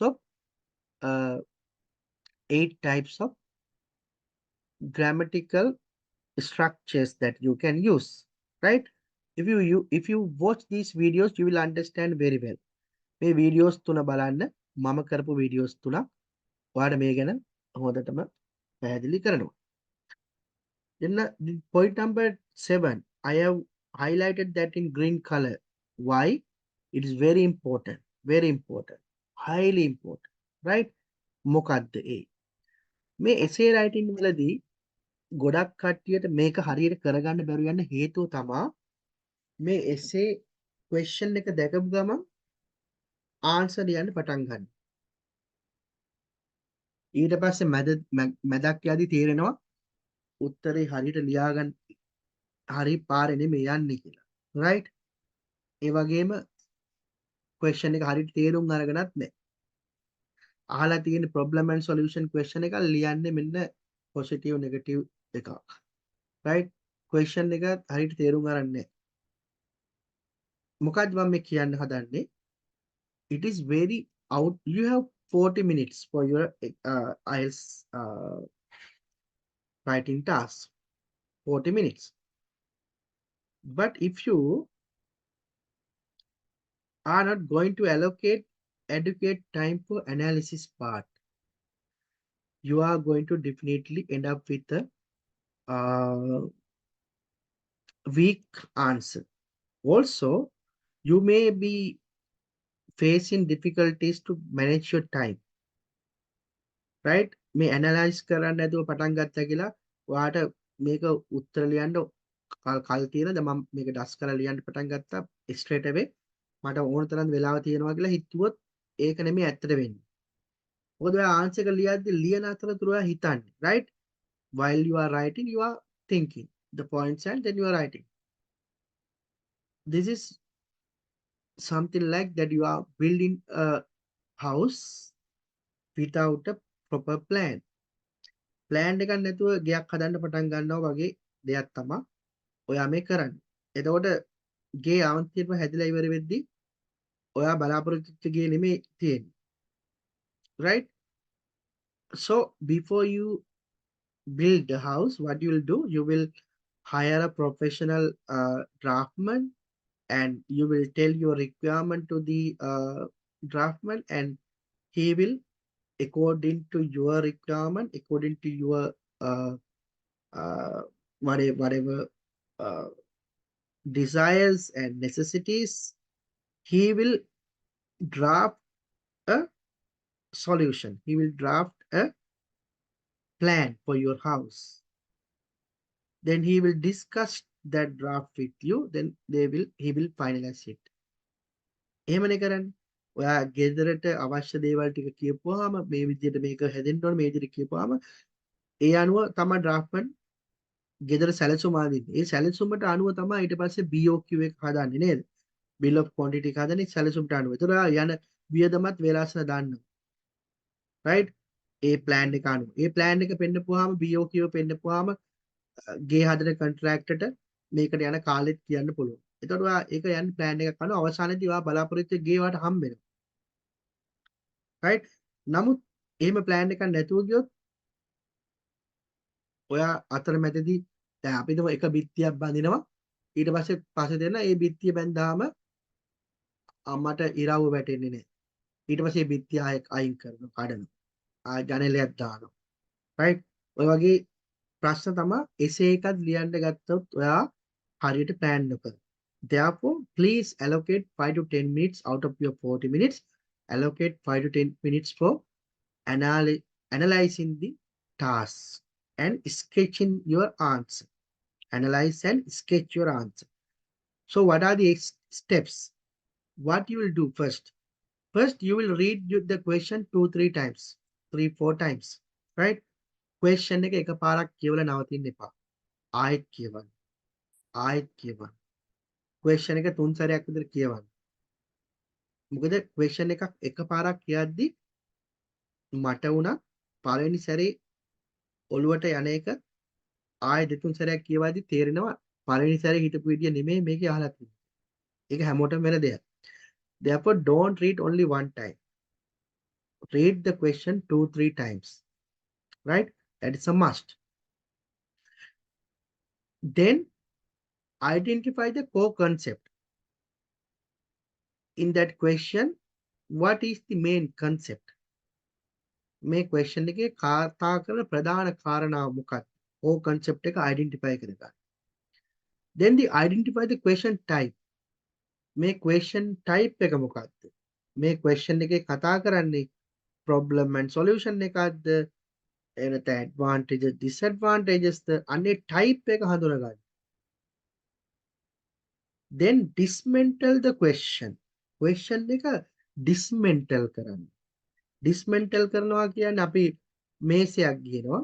ඒ මේසේ අපිට පුළුවන් අපි ඇඳක් ගියනවා. ඇඳක් dismantle කරනවා කියන්නේ ඇඳේ පොළු ටික අයින් කරලා මෙට්ටේ අයින් කරලා ඇඳ ගලවන්න පුළුවන් මට්ටමට ගලවනවා. dismantle කරනවා කියන එක. dismantle කරන question එකක් dismantle කරන්න. Your question you can break it to parts logically. question එක කෑලි වලට කඩන්න ideas අනුව. ඒ question එකේ ideas හතරක් තියෙනවා හතරකට කඩන්න. You dismantle your question and decide points to write for each part. question එක කෑලි පහකට කඩාගත්තා. ඒ කෑලි පහෙන් ඒ පහට එකිනෙක point එකට මොනවාද ලියන්නේ කියලා decide කරන්න. ඒවට examples අවශ්‍ය නම් examples should decide කරන්න. right? ඊට පස්සේ ස්කෙච් එකක් ඇඳ ගන්න. ඔයාගේ ආන්සර් එකේ ස්කෙච් එකක් කටු සටහනක් දල සටහනක් ඇඳ ගන්න. ඇඳ ගන්නවා කියන්නේ පොයින්ට්ස් විදිහට ලියා ගන්න. මේක මම කරන්නේ පෙන්නන්න. right? එතකොට මේ ස්ටෙප් එක තමයි මේකේ තියෙන ඉම්පෝටන්ට්ම ස්ටෙප් එක. එතකොට why I said like that, if you do this one, you know what answer you are going to write. You already know what points you are going to write. You already know what examples you are going to write. So straight away what you do is to start writing or start typing. දැන් හිතන්න ඕනෙව හිතලා ඉවරයි. ලියන්න ඕනෙව decide කරලා ඉවරයි. ඒවා points විදිහට ඔයා ලියාගෙනත් ඉවරයි. දැන් ඒක වචන වාක්‍ය බවට පත් කරගෙන පිළිවෙලට ලියා යන්න හෝ type කරන්න තමයි තියෙන්නේ. අතරමැදදී හිතන්න තියෙනවද දේවල් නැහැ. හිතලා ඉවරයි. ඒ විදිහට කරොත් තමයි ඔයාලට මේක සාර්ථකව කරගන්න පුළුවන්. එහෙම නැතුව question එක උඩින් පල්ලෙන් බැලුවා ලියන්න පටන් ගත්තා. ලියන අතරතුර කරුණු හිත හිත ලිව්වා. එහෙම කළොත් එතනදී වැරදි දෙකක් වෙනවා. One, your answer may not be appropriate to the question. That means task response you have not addressed properly. That means you have not written your answer to the point. Second thing, you will not find enough time. Time ප්‍රශ්නයකුත් එනවා. මොකද ඔයා මැදදී හිත හිත ලියන්නේ. වෙලාව මදි වෙනවා. Third thing, තවත් ප්‍රශ්නයක් වෙනවා. මැදදී ඔයාට හිතෙනවා මේක වැරදුනා මේ අදහස වෙනස් කරන්න ඕන කියලා. මොකද වෙන්නේ? You have to erase your answer. Definitely in IELTS don't use pen, right? You have to start practicing to use pencil if you are going to do paper based. Paper based කරන ළමෙක් නම් ඔයා pencilෙන් ලියන්න පුරුදු වෙන්න. IELTS වලදී පෑනෙන් ලියන්න එපා. පෑනෙන් ලියන්න මට හිතෙන්නේ IDP වල පෑනෙන් ලියන්න දෙන්නෙත් නෑ. බ්‍රිටිෂ් කවුන්සිල් නම් දෙනවා. පෑනෙන් ලියනවා කියන එක හිතන්නවත් එපා. pencilෙන් ලියන්න පුරුදු වෙන්න. ලියනවා නම් computer based කරන ඔය ප්‍රශ්න මුකුත් නෑ. right? එතකොට ආන්සර් එක මැදදී වෙනස් කරන්න සිද්ධ වුණොත් ඉරේස් කරන්න වෙනවා. ඒ ඉරේස් කරපුවට පස්සේ ආයෙ ලියද්දි දෙවෙනි සැරේ ලියද්දි ස්පේස් එක වෙනස් වෙන්න පුළුවන්. ස්පේස් එක මදි වෙන්න පුළුවන්, ස්පේස් එක වැඩි වෙන්න පුළුවන්. ඒ වගේම ඉරේස් කර කර නැවත ලියද්දි වෙලාව නාස්ති වෙනවා. right? කම්පියුටර් බේස් කරද්දී නම් ඔය ප්‍රශ්නේ නෑ. ඉරේස් කරනවා කියන එක මහා දෙයක් නෙමෙයි. ඉරේස් කරන්න ඕනේ නෑ. චේන්ජ් කරන්න පුළුවන් මොන දෙයක් කම්පියුටර් බේස් කරද්දී නේද? right? ඉතින් ඒක නිසා මේ planning කියන එක හරි important. මේ point number 7 හරි important. right? steps ටිකක් දීලා දෙනවා මොනවද කරන්න ඕනේ කියලා. Then divide your time smartly. Point number 8, divide your time smartly. You have 1 hour, right? You have 1 hour. Normally, they have recommended you to use 20 minutes for task 1, 40 minutes for task 2. But it is up to you. Normally, for academic students, I will recommend you to use 25 minutes for task 1 and 35 minutes for essay. Because in academic, task 1 is quite difficult, right? ටාස් 1 එක academic වල අමාරුයි general වල අමාරු නෑ general වල තියෙන letter එකක් හරි ඊමේල් එකක් හරිනේ ඒක නිසා ඒ අයට අමාරු නෑ ඒ අයට ඇකඩමික් ටාස් 1 වලට ජෙනරල් කරන අයට ටාස් 1 වලට විනාඩි 20ක් ගන්න ටාස් 1 වලට 40 මිනිත්ස් ගන්න එසේ ඇකඩමික් කරනවා නම් ටාස් 1 වලට විනාඩි 25ක් ගන්න එසේකට විනාඩි 35ක් ගන්න that is my recommendation, right? It's up to you, right? You are the one to do that. Also, you are the one to decide whether you will start with task 2 or task 1.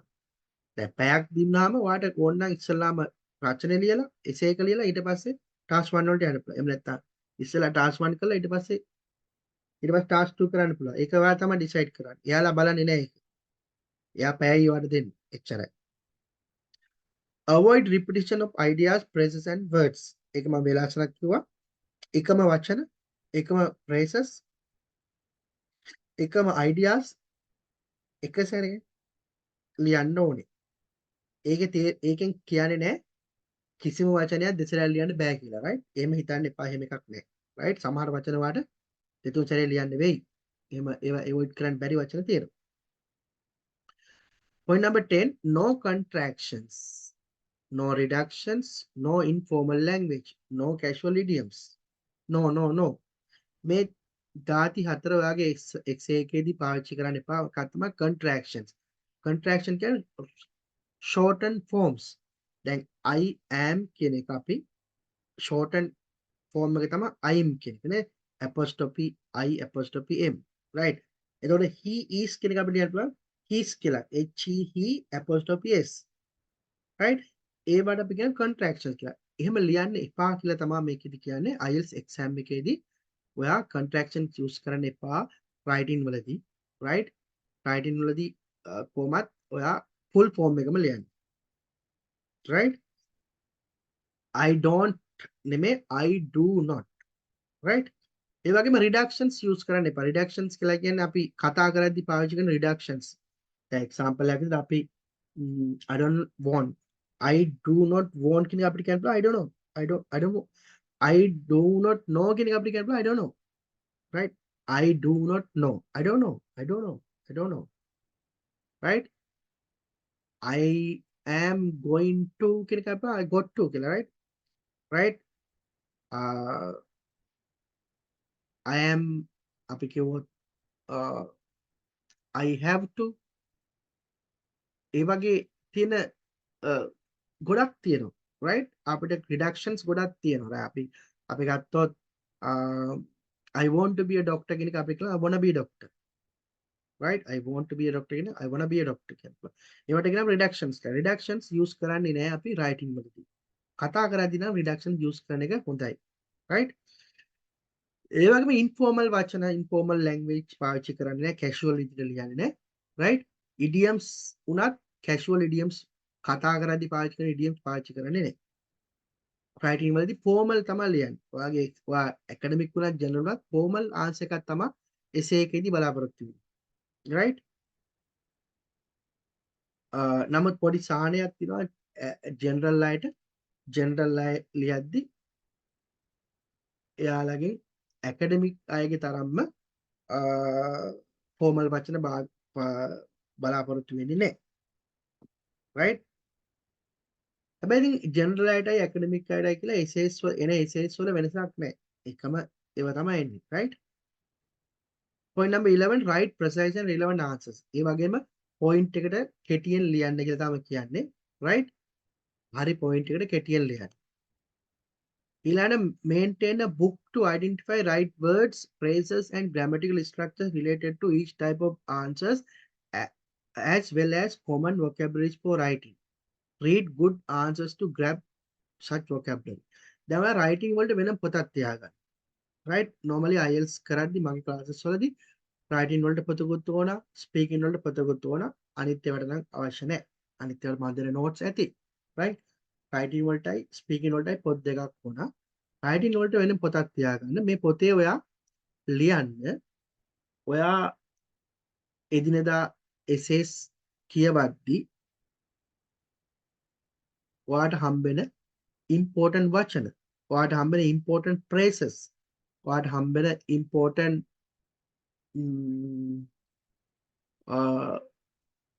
අපිට idioms වෙන්න පුළුවන්. idioms වල පාවිච්චි කරන්න පුළුවන් writing වලදී academic idioms, right? ඒ වගේ ideas වෙන්න පුළුවන්, sentence structures වෙන්න පුළුවන්. examples එක්කම ලියා ගන්න. ඒ කියන්නේ අපි ඔයාට වචනයක් හම්බෙනවා. ඔයාට වචනයක් හම්බෙනවා අපි හිතමු ඒ වචනේ paramount කියලා paramount.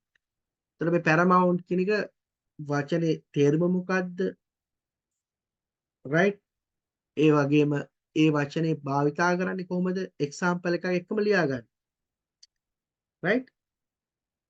You have to maintain a book for that, right? Point number 40, do not submit without revision or proofreading, right? proofread කරන අවසානයේදී විනාඩි දෙකක්වත් ඉතුරු කරගන්න ඔයාගේ ආන්සර් එක නැවත කියවා බලන්න සහ වැරදි තියෙනවා නම් correct කරන්න, right?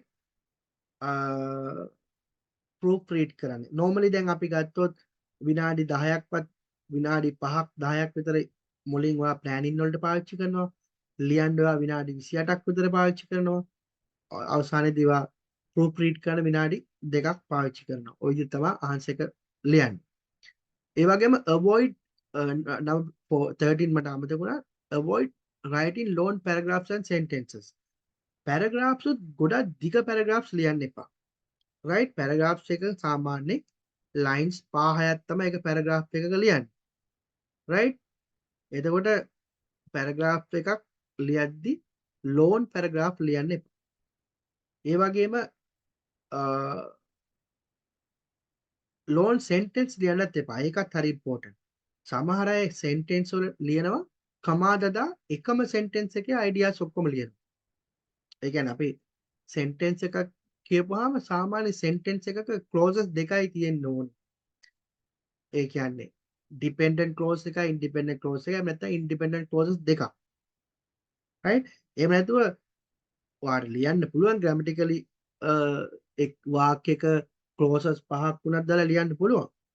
ඒකේ වැරද්දක් කියන්නේ grammatically වැරද්දක් නැහැ. නමුත් අපි recommend කරන්නේ IELTS වලදී in one sentence don't use more than 2 clauses, right? clauses දෙකකට සීමා කරන්න වාගේ sentence එක. compound sentence එකක් හරි complex sentence එකක්. compound sentence එකකදී clauses දෙකක් කියන independent clauses දෙකක්. complex sentence වලදී ඔයා පාවිච්චි කරන්නේ එකක් dependent අනිත් එක independent, right? ඉතින් ඕවා මම කතා කරනවා අර මම දීලා තියෙන YouTube videos වල බලන්න ඒවා, right? right. එහෙමනම් දැන් අපි කෙලින්ම අපේ example එකට යනවා. right? මේක ආයෙ බලා ගන්න. ඔයා මුලින්ම ඔයාට question එක හම්බුනම කරන දේවල් ටික මේ පිළිවෙලට තියෙන මොනවද කරන්නේ? read the question 2-3 times, identify the question type. question type එක මොකද ඉන්නේ? identify the main concept of the question, the core concept. dismantle the question logically to parts. normally parts කීපයකට කඩා ගන්න ඕන මොනවාද question එක ඒ දීලා තියෙන අදහස් අනුව. ඊළඟට think what to write for each type. එක එක part එකට ලියන්නේ මොනවද කියලා හිතන්න. write those ideas in point form.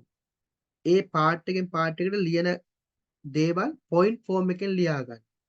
ඊට පස්සේ ඔයාගේ sketch එක හැදිලා දැන් තියෙන්නේ. ඔයාගේ ලියන answer එකේ sketch එක හැදිලා තියෙන්නේ. දැන් ඔයාලට තියෙන්නේ ඒ වගේම examples හිතන්න. ලියන examples දැම්ම හිතන්න. ඒවත් සඳහන් කරගන්න point එක ලියා ගන්න. ඊට පස්සේ ඔයාගේ answer එක type කරන්න පටන් ගන්න. right? ඔයා තමයි steps ටික මේ විදිහට කරොත් ඔයාට වරදින්නේ නැහැ. සහ ඔයාට කාලේ මදි වෙන්නේ නේ. එහෙනම් අපි කෙලින්ම දැන් අපි යනවා අපේ example එකට. right? මොකද්ද question එක? Today many children spend a lot of time playing computer games and a little time on physical sports. Right? So this is the statement given in the question. Right? Why is this? They are asking a question from you. Why is this? Is it a positive or negative development? Right. දැන් අපි අර steps ටික කරමු. මේ question එක දෙතුන් සැරයක් කියවන්න. දැන් today many children spend a lot of time playing computer games. දැන් කාලේ ළමයි ලොකු කාලයක් වැය කරනවා computer games play කරන්න. And little time on physical sports. ළමයි ශාරීරික ක්‍රීඩා කරන්න පාවිච්චි කරන්නේ ඉතාමත් පොඩි කාලයක්. Why is this? ඇයි ඒක එහෙම වෙන්නේ? මොකක් නිසාද එහෙම වෙන්නේ? Is it a positive or negative development? ඒක සුභවාදී දෙයක්ද අසුභවාදී දෙයක්ද? Right? Give reasons for your answer and include any relevant examples from your own knowledge and experience. Knowledge or experience, right? මේ green color දීලා තියෙන sentence එක හැම question එකේම එන එක. මේකට විතරක් අදාළ එකක් නෙමෙයි. හැම question එකේදීම green color එක එනවා. ඒකෙන් තේරුම ඔයා මේ answer එක ලියද්දි ඔයා මේක well supported ideas and examples වලින් support කරන්න කියලා කියන්නේ. එහෙම නැතුව මේක ඔයාගේ personal දේවල් ලියන්න කියලා නෙමෙයි කියන්නේ. ඒ තේරුම් ගන්න එපා. ඒ විදිහට personal දේවල් නෙමෙයි ලියන්න කියන්නේ. ඔයා දන්න examples පාවිච්චි කරන්න කියලා කියන්නේ මේ answer එක ලියන්න. right? එහෙනම් මේක තමයි question එක. දැන් අපි question එක කියවුවා. තේරුම් ගත්තා. දැන් අර අපි steps ටික කරනවා. මොකද්ද පළවෙනි එක මම කිව්වේ? question එකේ තියෙන type එක understand කරන්න. මොකද්ද මේ type එක? මේ type එක මොකද්ද?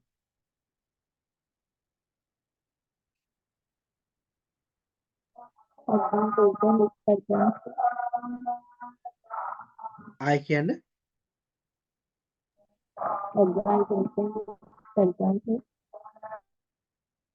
මට ඇහෙනවා මදිද?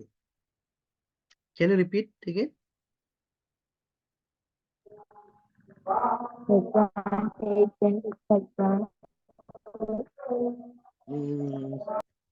Okay, I don't know if I clearly heard you. Anyway, yeah, this one you can see very easily that they talk about positive or negative, right? Positive or negative. So this is about this is a double question, right? This type is double question. මේකට කියන්නේ the positive negative වලට කියන්නේ double question කියලා. හැබැයි ඊට අමතරව තව පොඩි දෙයක් තියෙනවා. මොකක්ද? මෙතන අහනවා why is this කියලා.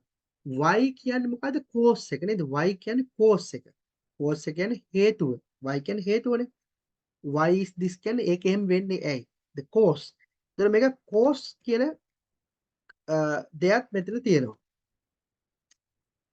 එතකොට මේක mix question එකක් අත්තේ. මම අර කිව්වේ types දෙකක් එකට mix වෙන්න පුළුවන් කියලා. ඒතර මේක මොකද්ද? mix question එකක්. mix.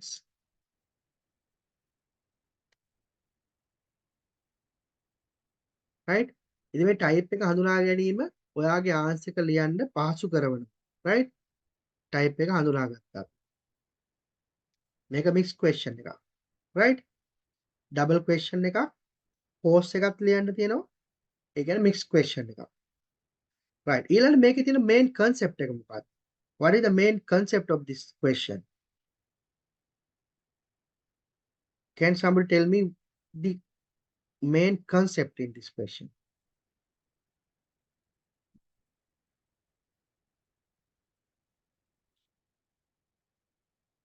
Computer games. Yes, computer games. Core concept. Core concept එක තමයි computer. We can say playing computer games.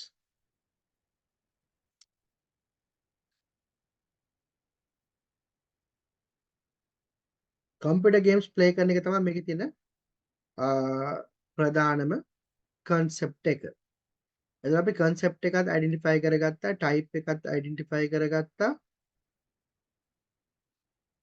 right?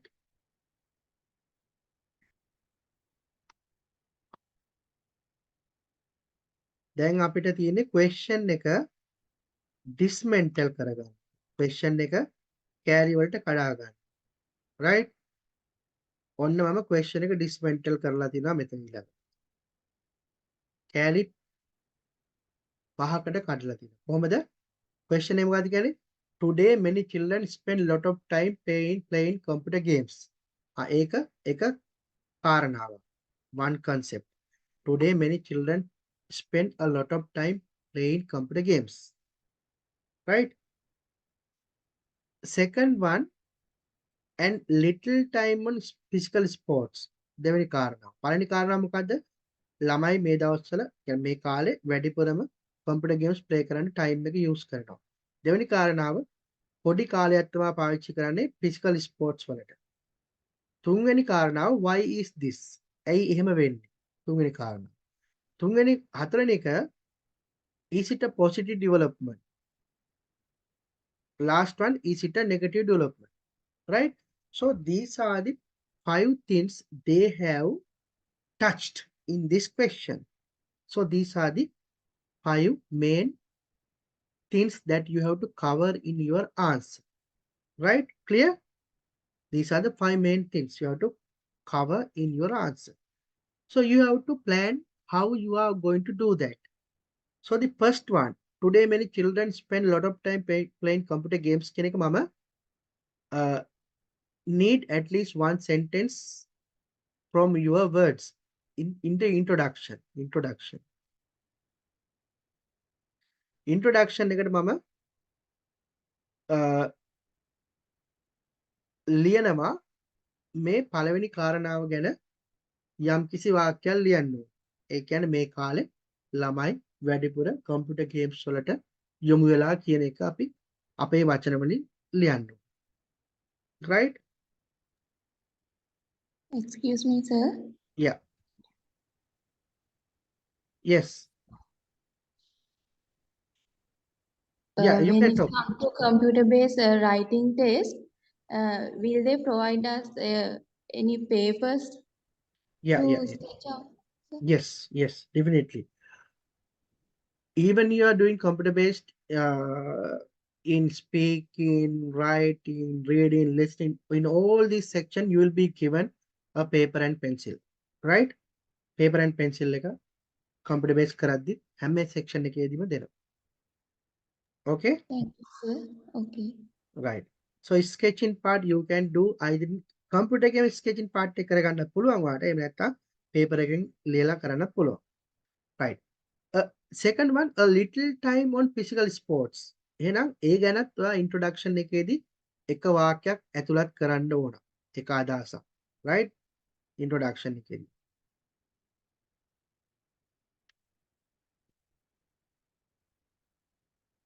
Introduction එකට එකත් ඇතුළත් කරන්න ඕන. Third one, why is this? Why is this කියන එකටත් ඔයා අපි answer කරන්න ඕන. Why is this කියන්නේ ඇයි මෙහෙම වෙන්නේ? ඒ කියන්නේ computer games වලට ළමයි වැඩිපුර යොමු වෙලා physical sports වලට වැඩිපුර යොමු වෙන්නේ නැත්තේ ඇයි මේ කාලේ? Why is this? ඒකට ඉතින් හේතු වාට හිතෙන්න පුළුවන් එක එක වේවා. දැන් හිතෙන්න පුළුවන් කම්පියුටර් හැම ළමයිට ෆෝන්ස් තියෙනවා. මේ කාලේ ස්මාර්ට් ෆෝන්ස් හැම ගෙදරම තියෙනවා. ඒක එක හේතුවක්. එහෙම නැත්නම් ළමයි කම්මැලි දැන් ෆිසිකල් ස්පෝර්ට්ස් කරන්න කම්මැලි. එහෙම නැත්නම් ළමයිට ගෙවල් වල ඉඩ නැහැ ෆිසිකල් ස්පෝර්ට්ස් කරන්න. සමහර දැන් අපි හිතමු ෆ්ලැට්ස් වල ජීවත් වෙනවා නම් ඒ ළමයිට මිදුලක් නැහැ සෙල්ලම් කරන්න. එහෙම නැත්නම් යාළුවෝ නැහැ සෙල්ලම් කරන්න. එහෙම නැත්නම් ඔය වගේ එක එක රීසන්ස් වලට හිතෙන්න පුළුවන්. ඒ මොන හරි කමනේ ලොජිකල් රීසන් එකක් තමයි ලියන්න ඕනේ මේකට. මම ගත්ත රීසන් එක තමයි parents are busy so less attention to children කියලා. ඒ කියන්නේ මොකද්ද? parents ලා ගොඩක් busy නිසා ළමයිට ලොකු attention එකක් දෙන්න විදිහක් නැහැ. ඒ නිසා ළමයි කම්පියුටර් ගේම්ස් ප්ලේ කර කර ඉන්නවා. පේරන්ට්ස්ලත් ඒවට ඉඩ දෙනවා. මොකද එයාලට ළමයි ගැන බලන්න වෙලාව මදිකම නිසා. එයා කරන්නේ ළමයිට ටැබ් එකක් හරි ෆෝන් එක හරි දීලා එයාලගේ වැඩක් කරගන්න.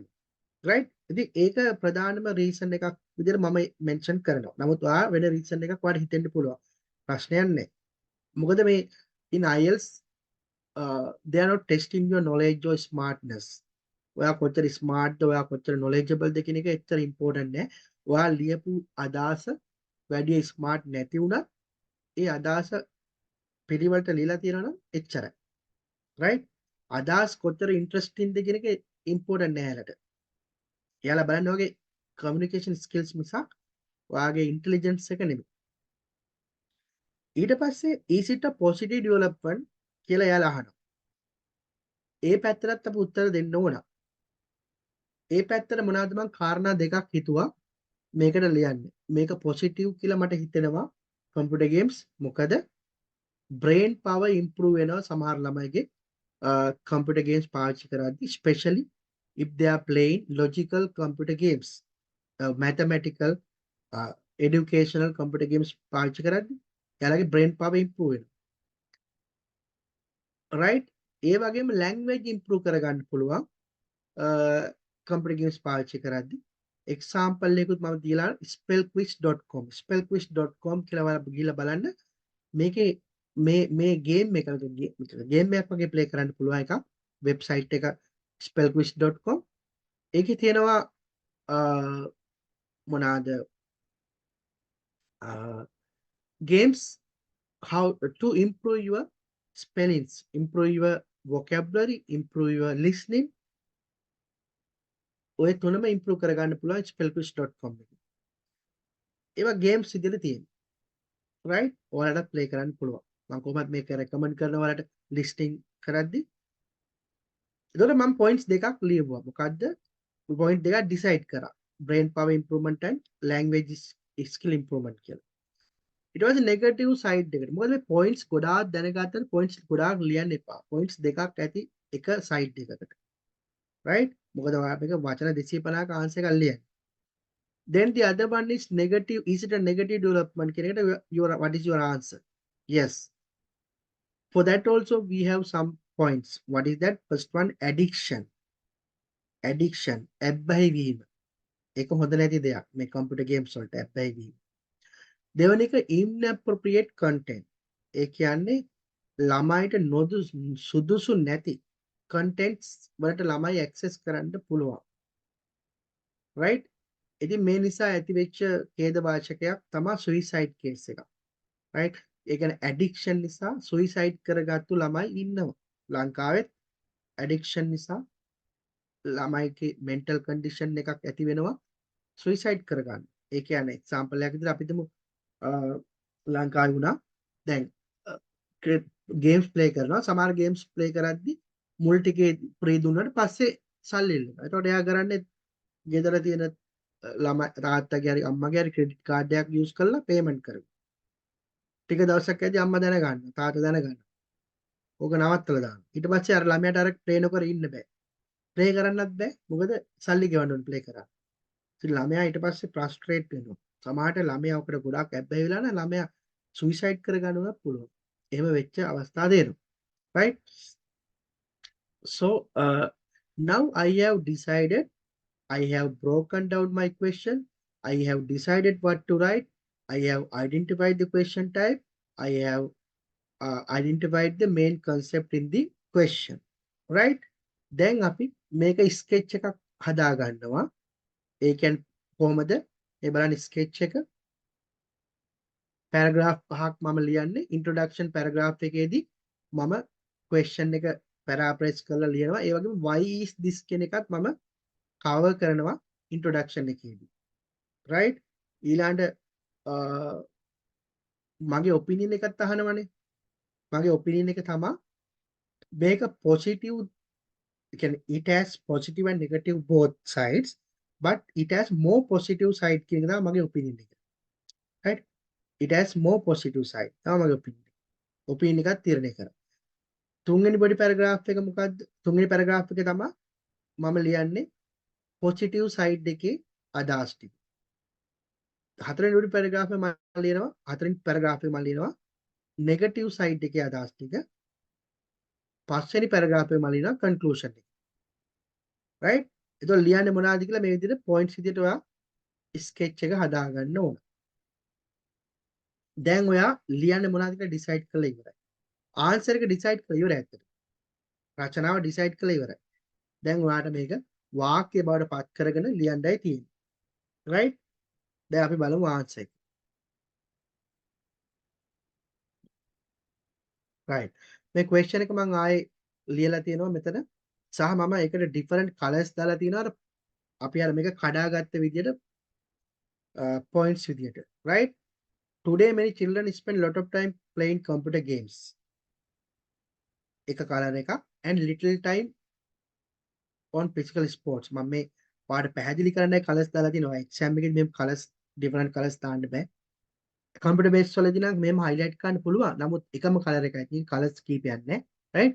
Today many children spend lot of time playing computer games and little time physical sports. Why is that? Why is this? Is it a positive development or negative development? Right? මේක තමයි question එක.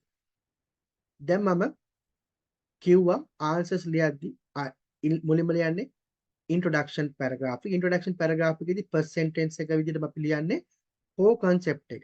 ඒ කියන්නේ මේකේ ප්‍රධාන කාරණාව මොකද? computer games. මේ පළවෙනිට මම කලර් කරලා තියෙන්නේ. නැත්නම් ඒ කලර් එක අයින් කරන්න. කලර් එකක් අනිත් ඒවාගේ තියෙන නිසා මේ කලර් එකක් නැතුව තියෙන්නේ මොකද්ද මේන් concept එක මොකද්ද කියලා අපි පැහැදිලි කිරීමක් කරනවා. මොකද්ද? Computer games are played using digital devices such as smartphones, laptops, tabs, PlayStation and desktops. දැන් මම මේ ආන්සර් එක ගොඩාක් ඇඩ්වාන්ස් විදිහට ලියලා නැහැ. සිම්පල් ආන්සර් එකක් තමයි ලියලා තියෙන්නේ. මුලින්ම ඔයාලට මොකද අවශ්‍ය කරන්නේ? මුලින්ම මේ ෆෝමැට් එක ඉගෙන ගන්න. රයිට්?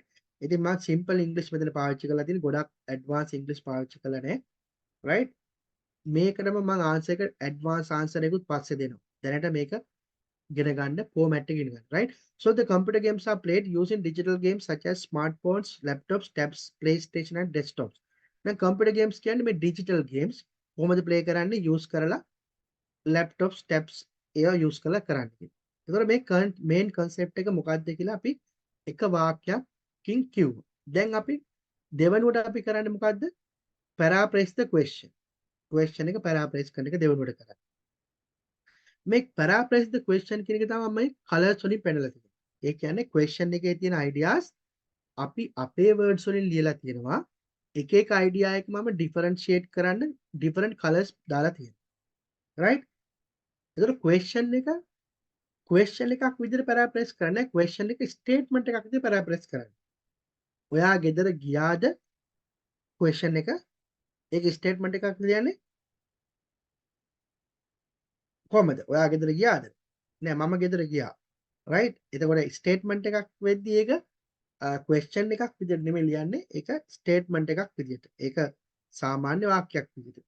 right? එහෙනම් today many children spend lot of time playing computer games කියන මේ green color වලින් දීලා තියෙන statement එක මම rewrite කරනවා paraphrase කරනවා මේ විදිහට.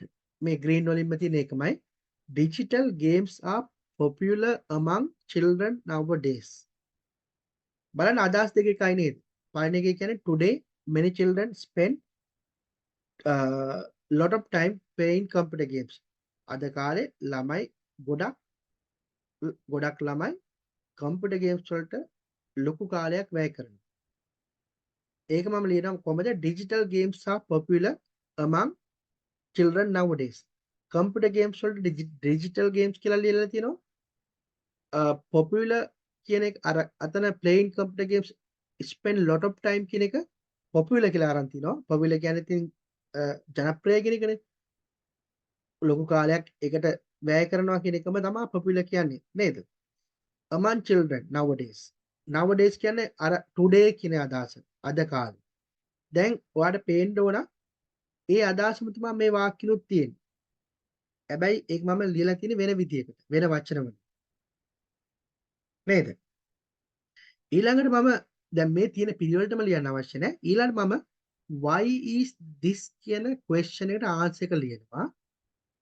කොහොමද ඒක ලියන්නේ? අර වාක්‍යයටම සම්බන්ධ කරලා because කියලා දාලා. why කියලා අහද්දී අපි because කියන්නේ අපි මෙන්න මේ හේතුව නිසායි. right? Because of busy lifestyle that parents lead so they cannot pay much attention to their children. Right? දැන් කාලේ ළමයි අතර computer games ගොඩක් ජනප්‍රියයි because of the busy lifestyle that parents lead so they cannot pay much attention to their children. අද කාලේ දෙමව්පියන් ගොඩක් ගෙවන්නේ කාර්යබහුල ජීවිතයක්. ඒ නිසා එයාලට ළමයි ගැන ලොකුවට අවධානය යොමු කළ නොහැකි නිසා ළමයිගේ අතර කම්පියුටර් ගේම්ස් ප්ලේ කරන එක ගොඩක් ජනප්‍රිය වෙලා තියෙනවා.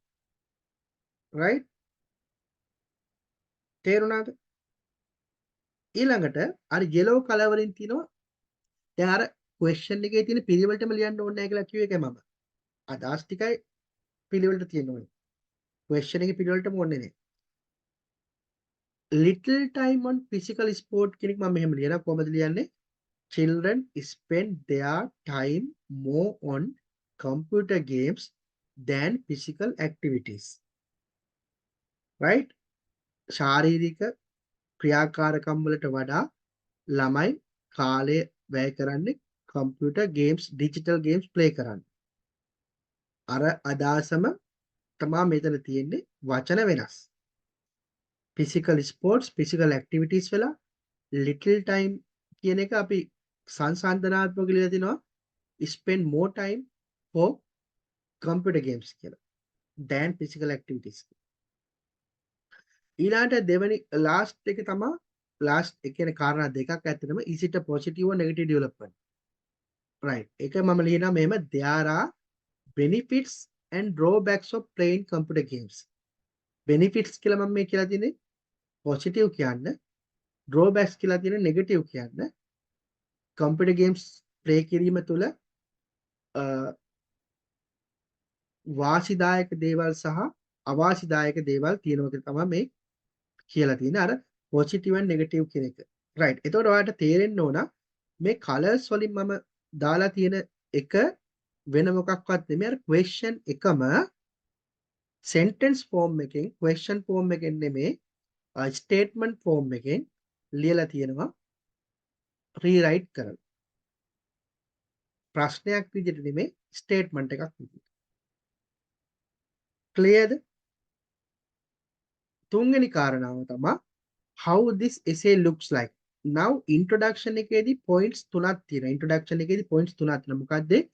පළවෙනි කාරණාව තමයි describe or explain your main concept in the explain the main concept in the question. ඒ තමයි මේ පළවෙනි වාක්‍යය. මේ තියෙන්නේ මේ highlight කරලා නැතුව තියෙන එක. ඊට පස්සේ paraphrase the question. මේ highlight කළ පාට වලින් colors වලින් තියෙන paraphrase the question. ඊට පස්සේ ආයෙ අපි colors නැති වාක්‍යයක් තියෙනවා. ඒ වාක්‍ය මොකද්ද? ඒ තමයි tell what this essay how this essay looks like. මේ essay එක මොන වගේ එකක්ද? මේ essay එක කුමක් සඳහාද කියන එක තමයි මේ කියන්නේ. right? this essay will discuss the positive and negative sides. and will කියලා දැම්මයි තාම essay එක ලියලා නැහැ. essay එක පළහැට තමයි ඒක ඉතුරු ටික තියෙන්නේ. this essay will discuss the positive and negative sides of playing computer games with examples and my conclusion will be given accordingly. මේ essay එක කතා කරන්නේ computer games play කිරීම තුළ තියෙන ධනාත්මක සහ ඍණාත්මක කාරණා examples උත් එක්ක සහ මම මගේ ෆයිනල් ඔපිනියන් එක මේකේ දීලා තියෙනවා. නම් මේ එසේ එක මොකක්ද කියන එක තමයි පෙන්වු කරලා තියෙන්නේ. ඒතර ඕනම කෙනෙක් දන්නවා මේ එසේ එකේ ඉස්සරහට කතා කරන්නේ මොනවාද කියලා. නේද? එනවාට ක්ලියර්ද පොයින්ට්ස් 3. ඉන්ට්‍රොඩක්ෂන් එකේ ලීවියේටි පොයින්ට්ස් 3 මෙතන ක්ලියර්ලි තියෙනවා. රයිට්? ඊළඟට අපි දෙවෙනි පැරග්‍රාෆ් එකේ තමයි ඔපිනියන් එක. ඔපිනියන් එක පටන් ගන්නවා in my opinion කියලා. හැමතිස්සෙම in my opinion නෙමෙයි. මම මේ දීලා තියෙන ෆෝමැට් එකේ in my opinion. මේකට තව alternatives තියෙනවා. ඒවා පස්සේ මම කියන්නම්. in my opinion මම highlight කරලා පෙන්නලා තියෙන්නේ ඒ particular part එකකින් තමයි මේ sentence එකේ මේ paragraph එකේ කතා කරන්නේ මොකක්ද කියලා signal කරන්නේ. ඒ sign එක දෙන්නේ. right? in my opinion. මේකේ කතා කරන්නේ මගේ opinion එක සම්බන්ධ. in my opinion playing computer games not only has pros but also cons. Pros cons කියන්නේ වාසි අවාසි. නැත්තම් positive negative. නැත්තම් drawbacks benefits drawbacks කියන්නේ. right? දැන් බලන්න paraphrase කරනවා. හැමතැනම එකම වචන use කරන්නේ නැහැ. Playing computer games not only has pros. computer games play කිරීම වාසිත් තියෙනවා. but also cons. ඒ වගේම අවාසිත් තියෙනවා.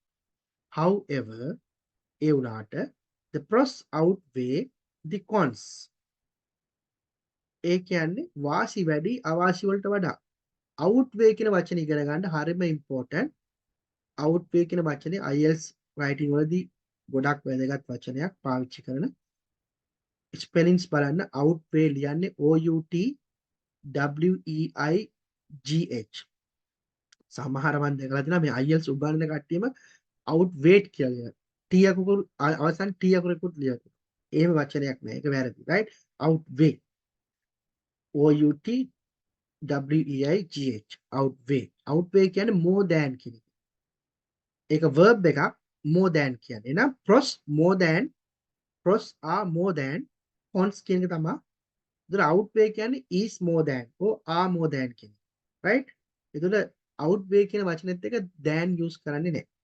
right? එහෙනම් outweigh කියන්නේ pros are more outweigh කියන්න ඕනේ. pros are outweigh කියන්නේ pros are නෙමෙයි sorry pros outweigh කියන්නේ pros are more than කියන එක තියෙනවා. right? ඒ කියන්නේ වාසි වැඩි. එහෙනම් outweigh කියන වචනට ඉස්සරලා තියෙන්නේ වැඩිපුර තියෙන එක. ඒ වචනට පස්සෙන් තියෙන අඩුවෙන් තියෙන එක. එහෙනම් however the pros outweigh the cons. Therefore, එම නිසා computer games should be allowed for children. right? මෙතන semicolon පාවිච්චි කරලා දැන් semicolon අපි පාවිච්චි කරන්නේ තව clause එකක් එකතු කරන්න අපි conjunction එකක් use නොකර semicolon පාවිච්චි කරන්න පුළුවන් related clause එකක් එකතු කරද්දී. අදාළ වාක්‍යයට related clause එකක් ඒකට සම්බන්ධ තව වාක්‍යයක් එකතු කරද්දී අපිට පුළුවන් conjunction එකක් ඒ කියන්නේ and or ඒ වගේ conjunction එකක් පාවිච්චි නොකර මේ semicolon එක දාලා ලියන්න. Therefore, computer games should be allowed for children. එහෙනම් මගේ අදහස මොකද්ද? computer games වල හොඳ පැත්තක් තියෙනවා නරක පැත්ත තියෙනවා. හොඳ පැත්තේ වඩා වැඩි. ඒ නිසා ළමයිට computer games play කරන්න දෙන්න ඕන කියන එක මගේ අදහස. මේ opinion එක. මේ opinion එක වෙනම paragraph එකක් විදිහට ලියන්න පුළුවන්. හැබැයි මේ opinion එක පොඩි නම් ඒ කියන්නේ if the opinion is very short, it's not nice to put it as a different paragraph. So I recommend you to club that with the introduction. I have given you one arrow here. You can put this opinion මෙන්න මේ අවසාන වාක්‍යයට ඉස්සල්ලා opinion එක ලියන්න පුළුවන් ඕන නම් introduction එක ඇතුළේ. මොකද opinion එක ලොකු paragraph එකක් නොවන නිසා. හැබැයි ඔයා opinion එක ටිකක් ලොකුට ලියනවා නම් වෙනම paragraph එකකට ලියවට කමන්නේ නැහැ. ඊට පස්සේ අපි එක පැත්තක් ගැන කතා කරමු.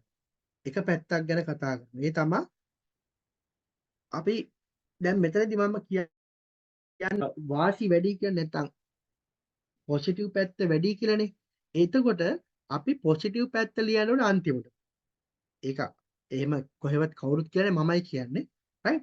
If you are taking a side, a preferable side should be mentioned as the last body paragraph, not as the first body paragraph.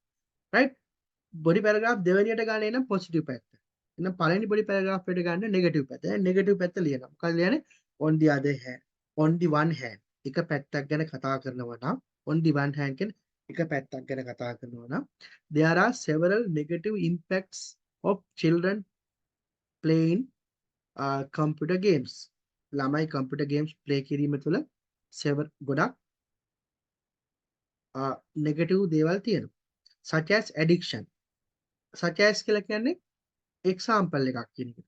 such as for example addiction කියන එක. such as addiction. ඇබ්බැහි වීම. Addiction to these games can harm the mental and physical health of children who excessively play them. මේ addiction ළමයිට mentally සහ physically හානි කරනවා. මේවා excessively play කරනවා කියන්නේ පමණ ඉක්මවා play කරන ළමයිගේ. ඉඳලා හිටලා play කරන අයගේ නෙමෙයි. Whereas children who play physical sports are found to be healthier than those who play digital games.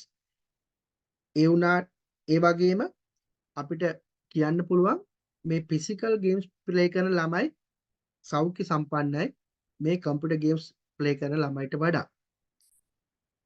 There was a recent incident in Sri Lanka where a child committed suicide due to unbearable mental conditions caused by computer games. ලංකාවේ යම් සිදුවීමක් ඇති වුණා ළමයෙක් ඡේදය විනාශා ගත්තා. unbearable mental condition දරාගත නොහැකි මානසික තත්ත්වයක් ඇති වෙලා මේ computer games වලට addict වුණ නිසා. example එකක් මම දුන්නේ. Further, children may access inappropriate content on net while playing computer games. ඒ වගේම ළමයි computer games play කරන අතර ළමයිට නුසුදුසු දේවල් වලට අන්තර්ජාලය පිවිසෙන්න පුළුවන්. As parents cannot observe children all the time. මොකද දෙමාපියන්ට ළමයිට ඇහැ ගහගෙන ඉන්න බෑ හැමතිස්සෙම. දැන් මේ පැරග්‍රාෆ් එකේ අර මම ඩිසයිඩ් කරපු නෙගටිව් කාරණා ටික පැහැදිලි කරා එක්සැම්පල් එකකුත් දුන්නා. right? කාරණා දෙකයි. කාරණා දෙකට වැඩි ලියන්න අවශ්‍ය නැහැ. ඊට පස්සේ මම කතා කරනවා පොසිටිව් පැත්ත. ඒක ලියන්නේ on the other hand කියලා. අනිත් පැත්ත ගැන කතා කරනවා නම් අනිත් අත on the other hand අනිත් පැත්ත right? on the other hand මම මේ highlight කරලා තියෙන්නේ ඒ පැරග්‍රාෆ් පටන් ගන්න පුළුවන් සයිනෝ ලැන්ග්වේජ් එක. ඒ කියන්නේ සංකේතාත්මකව සිග්නල් එක දෙන ප්‍රේස් එක on the other hand. මේක කතා කරන්නේ එතකොට අනිත් පැත්ත ගැන. lot of benefits from computer games have been uncovered. passive voice sentence එක lot of benefits of computer games have been uncovered. හෙලි වෙලා තියෙනවා ගොඩක් computer games වල හොඳ පැත්තක් තියෙනවා කියලා වාසි තියෙනවා. දැන් අපි question එකකුත් දානවා. Can we totally avoid giving computers to children in this modern era? මේ නූතන සමාජය තුළ ළමයිට computers භාවිතා කරන්න නොදී හිටිය හැකිද කියලා අපි ප්‍රශ්නයක් අහනවා. දැන් මොකද අපි කතා කරන්නේ computer games play කරාට ප්‍රශ්නයක් නැහැ කියන පැත්තනේ. question එකකුත් දැම්ම right? One of the most important benefits is possibility of improving brain power of children who play logical games. මේ තියෙන වාසිය අතර තියෙන ප්‍රධාන වැදගත් වාසියක් තමයි brain power improve වෙන ළමයිගේ බුද්ධි මට්ටම වර්ධනය වෙනවා විශේෂයෙන් මේ logical games play කරන ළමයි. For example, children who often play puzzle games. ප්‍රහේලිකාමය games play කරන අය ඒ වගේම digital chess ඒ වගේම computer chess ගහන අය are found to be good at mathematics. එයාලගේ ගණිතමය හැකියාව වැඩි.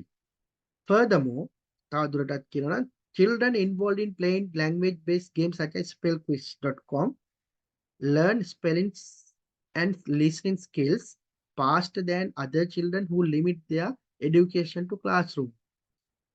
ඒ වගේම මේ භාෂාමය language based games such as spell quiz වගේව play කරන අයගේ listening හැකියාව සහ spellings හැකියාව වැඩි මේ classroom එකේ ඉගෙන ගන්න ළමයිට වඩා. right? එහෙනම් අපි හොඳ පැත්තත් කතා කරා කරුණු දෙකක් කිව්වා examples උත් කිව්වා එකක්. දැන් අපි conclusion එක ලියනවා. conclusion කියන්නේ summary එක. points තුනක් තියෙනවා. එකක් තමයි summarize කරන්න ඕනේ. දෙක තමයි opinion එක නැවත කියන්න ඕනේ. තුන තමයි burning issue එකට solution එකකුත් කියන්නේ. එහෙනම් බලමු මොනවද කියලා. In summary පටන් ගන්න එම in summary. මේවා ලියන වෙන විදි තියෙනවා පස්සේ මම කියලා දෙන්න. In summary. Computer games have been very popular. දැන් මේ summary එක ලියනවා. මොකද්ද? Computer games have been very popular in present world among children. Right? දැන් කාලේ ළමයි අතර ගොඩක් computer games popular වෙලා තියෙනවා. And playing such games has both negative and positive impacts. ඒ වගේ මේවා play කරන එකේ ළමයිට වාසි සහ වාසි තියෙනවා. However, ඒ වුණාට the advantages of playing computer games outweigh the disadvantages. ළමයි computer games play කිරීමේ වාසි ඒ නිසා වැඩි නිසා අවාසි වලට වඩා therefore children should be allowed to play computer games. ළමයිට computer games play කරන්න දෙන්න ඕනේ. ඒ මොකද්ද? Children should be allowed to computer games කිව්වේ මගේ personal opinion එක. එහෙනම් opinion එකක් කිව්වා summary එකක් දුන්නා. දැන් අපි අවසානයේදී දෙනවා මොකද්ද? burning issue එකට solution එක. solution එක මොකද්ද? If strict supervision by parents can be ensured. එහෙනම් දෙමව්පිය විසින් ළමයින්ව නිවැරදි supervision එකක් යටතේ computer games play කරන්න දෙන්න කියලායි කියන්නේ. ඒ කියන්නේ if parents can supervise them. ඒ කියන්නේ ඔයාලට ඇහැ ගාගෙන ඉන්න පුළුවන් වෙලාවට විතරක් computer දෙන්න. අනිත් වෙලාවට දෙන්න එපා. ළමයිගෙන attention දෙන්න පුළුවන් වෙලාවට computer දෙන්න play කරන්න පැයක් දෙන්න. ඒ වෙලාවට ඔයත් ළමයා එක් ගාවි මොකක් හරි වෙන දෙයක් කර කර ඉන්න. right? ඒ වගේ උනහම ප්‍රශ්නයක් නැහැ. දැන් computer නොදීම ඉන්න එපා. computers දෙන්න. නැත්තම් ෆෝන් එක දෙන්න. ළමයිට play කරන්න දෙන්න. ඒවා විශේෂයෙන් educational games නම් ගොඩක් හොඳයි. ඔයත් පොඩ්ඩක් ඇහැ ගාගෙන ඉන්න. right? So this is the solution. I mean, this is the recommended solution at the end, right? So this is the answer. Now I think you have understood how to write the answer, right? I think you have understood the format that I have taught you today. Now, if for next day, I mean before next day, in the sense Saturday at 8 o'clock. Before that, please write your answer to this question, right? This question homework, very similar question. දැන් දුන්න එකට සමාන question එකක් මේක. මොකද්ද? During the COVID pandemic time, work from home concept became very popular. එහෙනම් COVID කාලෙදී ගෙදර ඉඳලා වැඩ කරන එක ගොඩක් popular වුණා. Why is that? ඇයි ඒක එහෙම වුනේ? Is it a positive or negative development?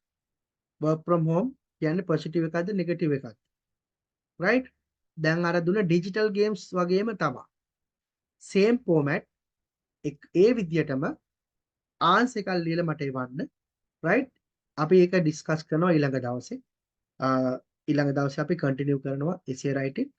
right? This is the question. I will share this document with you all.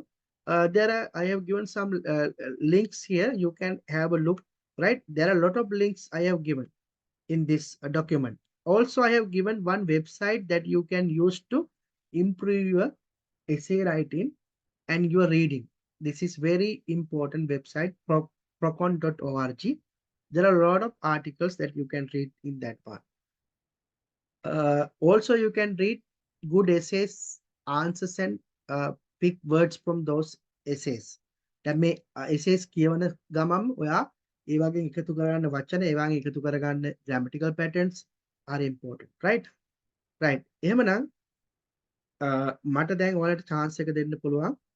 ඔයාලට questions තියෙනවා නම් අහන්න, right? මගේ class එක ඊළඟ දවසේ ඔයාලට join වෙන්න class 10,000 pay කරලා join වෙන්න පුළුවන්.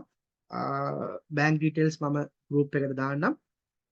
ඊට පස්සේ balance 10,000 pay කරන්න තියෙන්නේ after 7 sessions, right? Class එක 1 month යනවා. 1 month every day I'm teaching you 2.5 hours.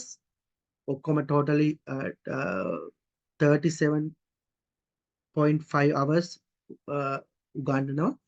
right? ඒ වගේම මගේ දුවත් support කරනවා speaking වලට. speaking වලදී ඔයාලට මගේ class එකකින් අහන්න පුළුවන්. ලොකු කාලයක් ඇත්තටම practice කරන්න ලබා දෙනවා. right? That is with my daughter actually. You will practice speaking with my daughter apart from me, right? ඊළඟට classes 1 month වලින් අනිවාර්යෙන් complete වෙනවා.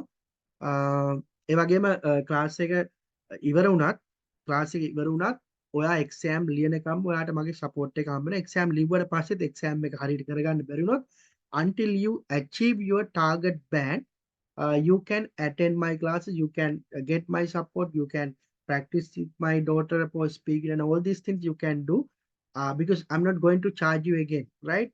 This is a complete package until you are successful in your IELTS examination. You can get my get our support, right? Right. If you have questions about the format or anything about my class, about this lesson that I did today, you can ask now.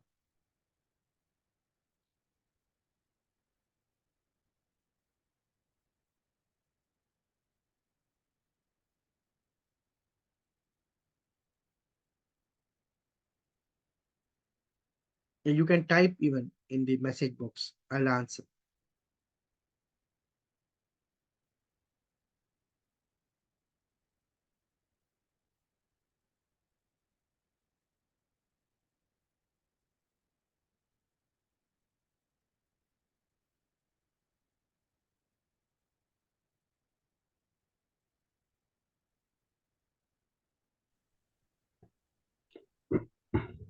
So අපි අතන ලියන මේ letters එකින් එක බලනවත් කොහොමද sir ඒක?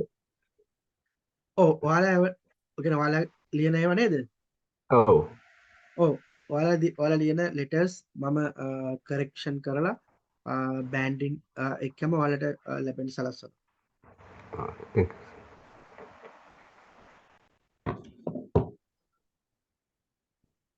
Yeah, there are 3 days every week. No, as I told you, Tuesday, Thursday, Saturday, right? දවස් තුනේම තියෙනවා.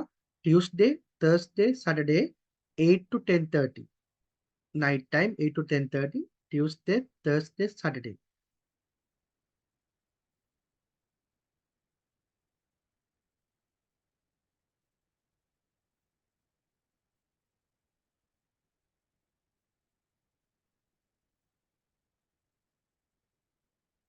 Right. If you don't have more questions, we will wind up the session. And if you if you still have questions, you can send those questions through WhatsApp, and also you can call me, right? Okay, then thank you very much for attending the class. And also I'm going to share you the document that I used in the class, as well as I'm going to upload this recording in the YouTube channel, and I'll give you the link, right? Okay, then thank you very much and have a good night.